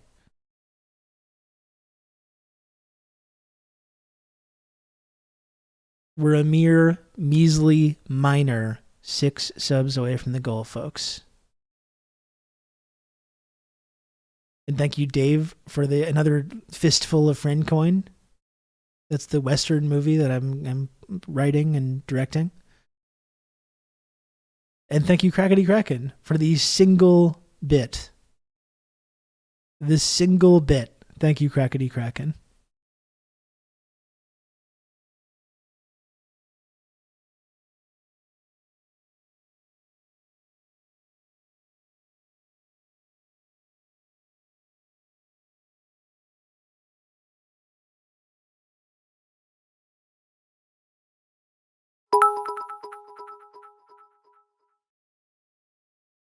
Goodness, Dave.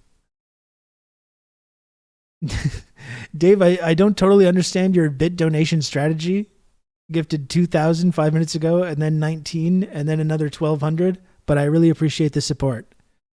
Thank you, Dave, for the bits and the support. I really, really appreciate it. Seriously, thank you.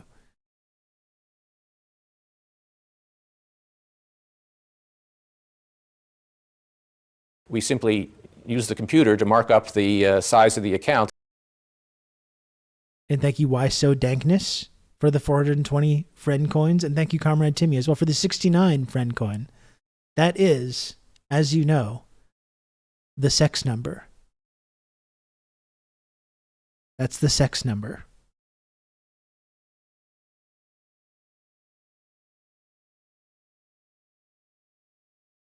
Still just a minor 6 subs to go, folks. 6 subs to go, and then I can stop bugging you about it. And I will live to stream another day.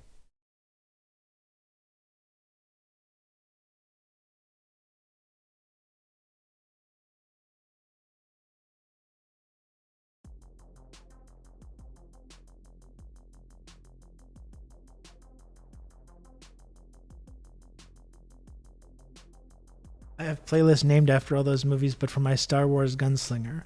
Fistful of Gabaki, which is space weed. Is that like what Jabba's puffing in his like big hookah type thing? He's got that big hut hookah?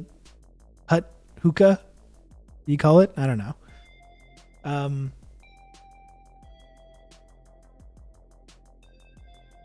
For a few credits more in the good, the bad, and the Wookiee. That's good. That's very good.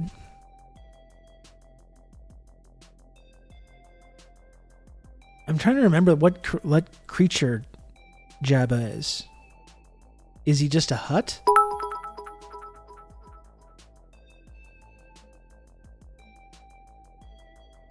Is there a name of the species? Dave, my goodness, thank you for another 1,018 bits. Dave, my goodness. Thank you, Dave. They're huts. Okay, good to know. Good to know.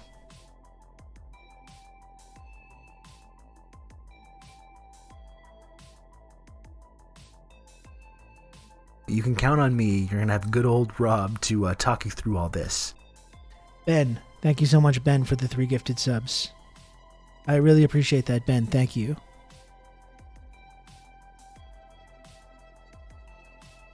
Hence the hut in his name. I guess so. I guess it makes sense when you put it like that. It implies there's a non-hut Jabba. Maybe that's why you specified. Oh, there is. He was in Rebels. Okay.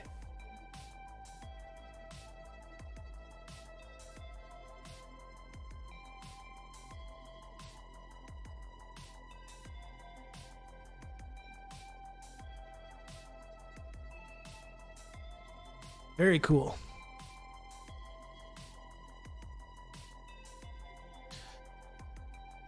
I'm just going to get a fizzy water, folks. One sec, okay? I'm just grabbing a fizzy water.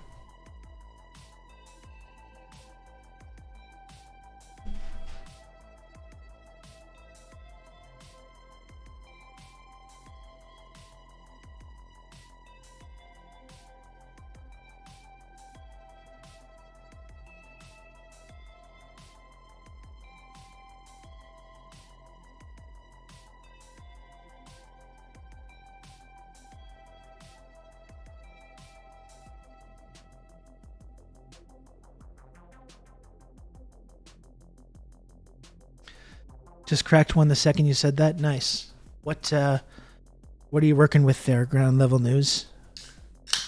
This is the shit that I'm on to now. It's the ahas. Lime and watermelon. Very, very refreshing.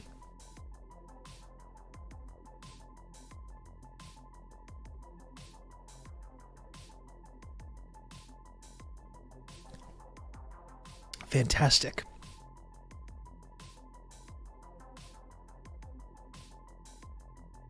Tinchel's got a Waterloo summer berry. Oh, that sounds nice. That sounds very nice.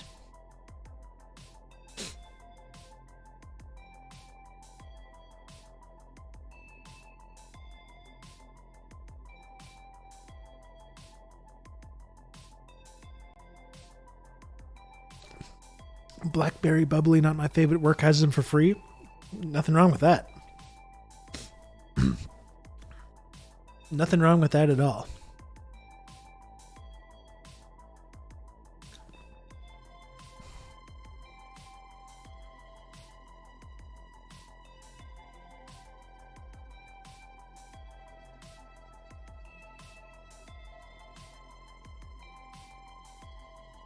What didn't it become like canon in the Star Wars shows? I think it was in Clone Wars that like the Hutts can speak English. Like, wasn't there like a sassy Hutt character, and it was just Jabba that just didn't feel like doing it?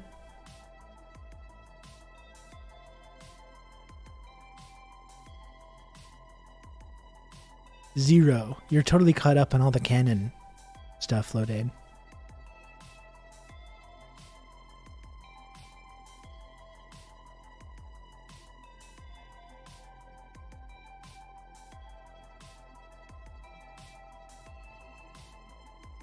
Galactic Basic. Okay.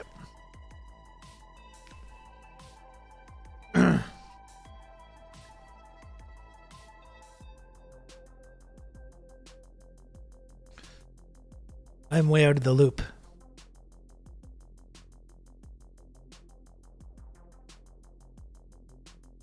Sorry, yeah. I guess that makes sense.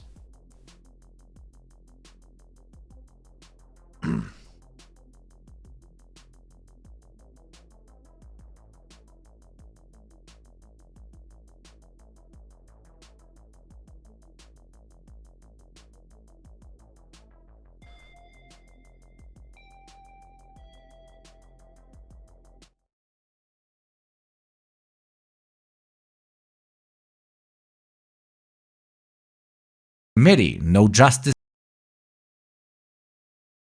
Let's take a look at this here. Okay?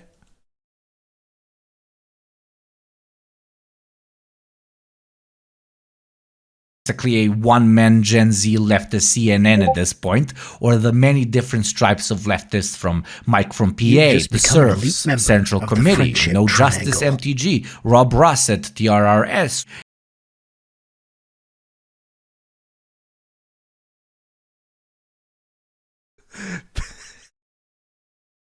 Perilous. Thank you, Perilous, for the 5 gifted subs. First 5 gifted subs in the channel from Perilous. I really appreciate that. Instantly rocketing you right up to the very top of the elite tier of the Friendship Triangle system. Thank you so much, Perilous. I really appreciate it. Let's do that one more time. Point, or the many different stripes of leftists from Mike from PA, the SURFs, Central Committee, No Justice MTG, Rob Ross at TRRS. Like, he can't really think that's my name, right? Like, it says on the screen. The name is literally on the screen. Right? It must be. It's just Ugopnik. He's a pal, he's a colleague. Is that classic banter.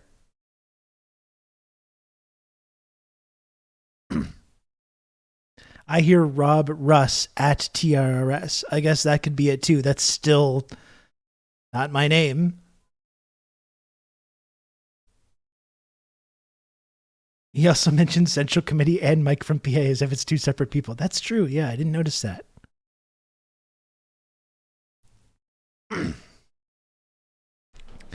The name is literally on the screen, you know? Listen, I didn't want to have to do this. I didn't want to have to do this, all right? I'm sorry that it's come to this. But Ugopnik, we're beefing. Yeah. No, I know. I tried to avoid this. I didn't want this. I didn't want this.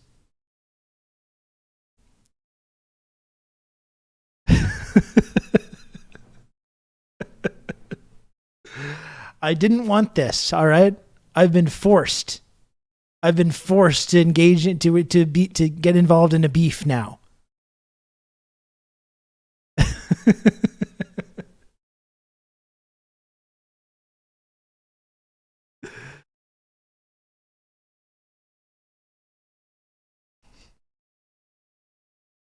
What kind of name is Ugopnik anyways?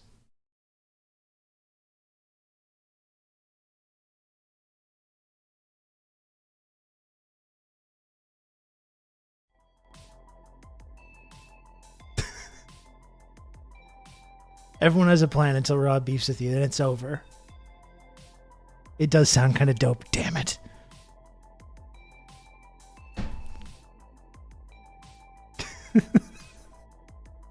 He's got me there. It's true. Maybe that is true. Foiled again. Anyway.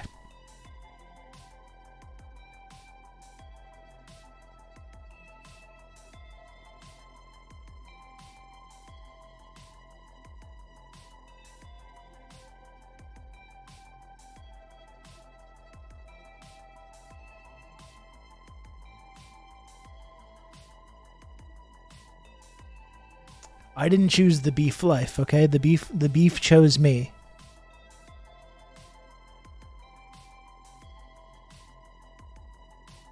I just wanted to be left alone.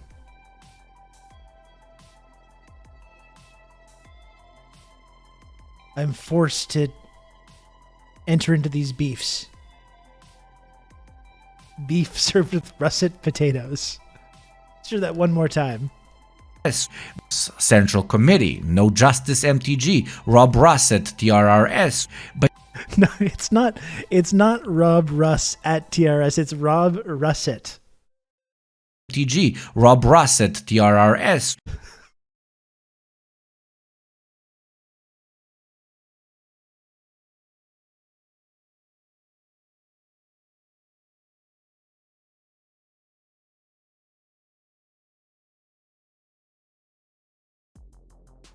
What do the subtitles show? It's they say Rob Russet, TRRS. Again, the name is right there. It's on the screen.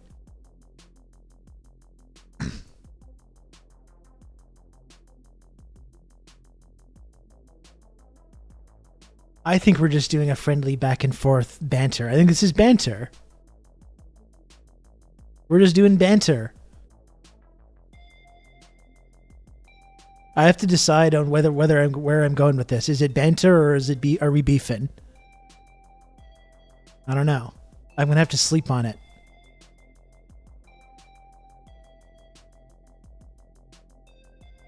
I wouldn't want to be Ugopnik right now though. I wouldn't want to be Ugopnik. Have the threat of a possible Rob beef hanging over your head like that? Beef equals banter, epic, extra funny. That's right. To be fair, the French have a lot of extra letters. It's like I talk with Grom Storino, friend of the stream Grom, who apparently thinks my name is just impossible to spell and announce and pronounce. This man's Swedish. And he thinks it's just like impossible to say the word Rousseau. Roussseau. Easy.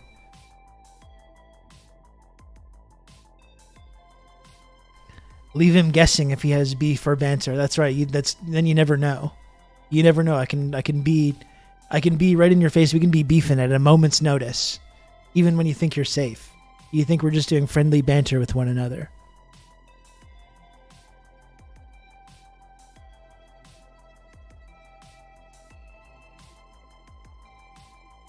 At a moment's notice.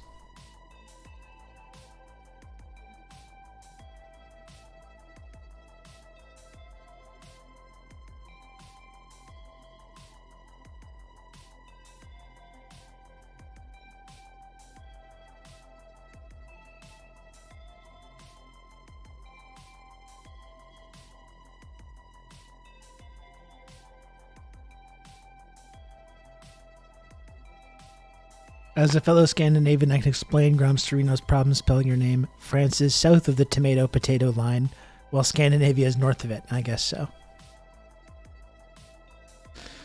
I guess so.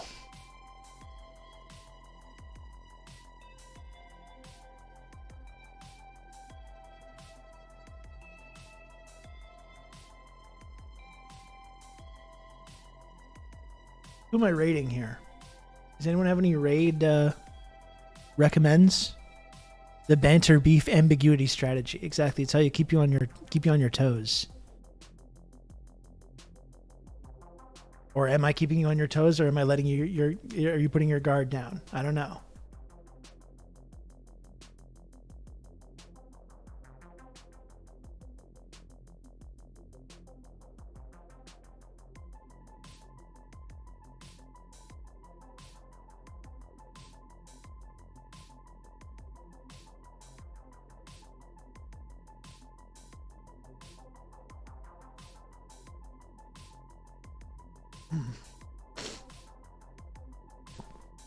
Who's getting raided here?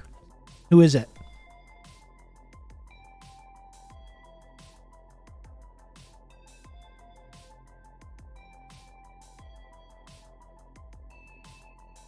You better not come to Montreal is all I can say. That's it. I can invite him out for a nice poutine and then RKO him through a table. He's not going to like that so much.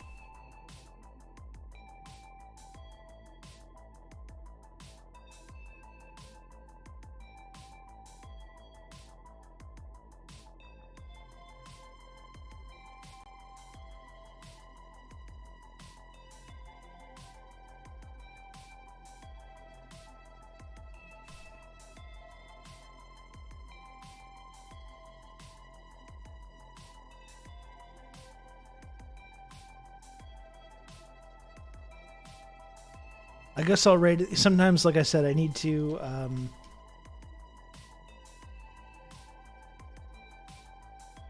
help out the little guy. You know, I have to use my platform responsibly and give exposure to little known streamers that are trying to make a name for themselves. And, you know, it's my pleasure to use my platform to try and elevate people that don't have much of a voice.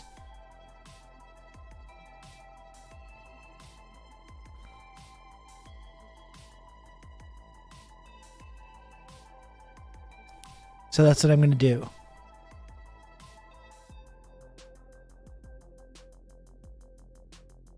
Thanks for watching the stream today, everybody, folks. I really appreciate it.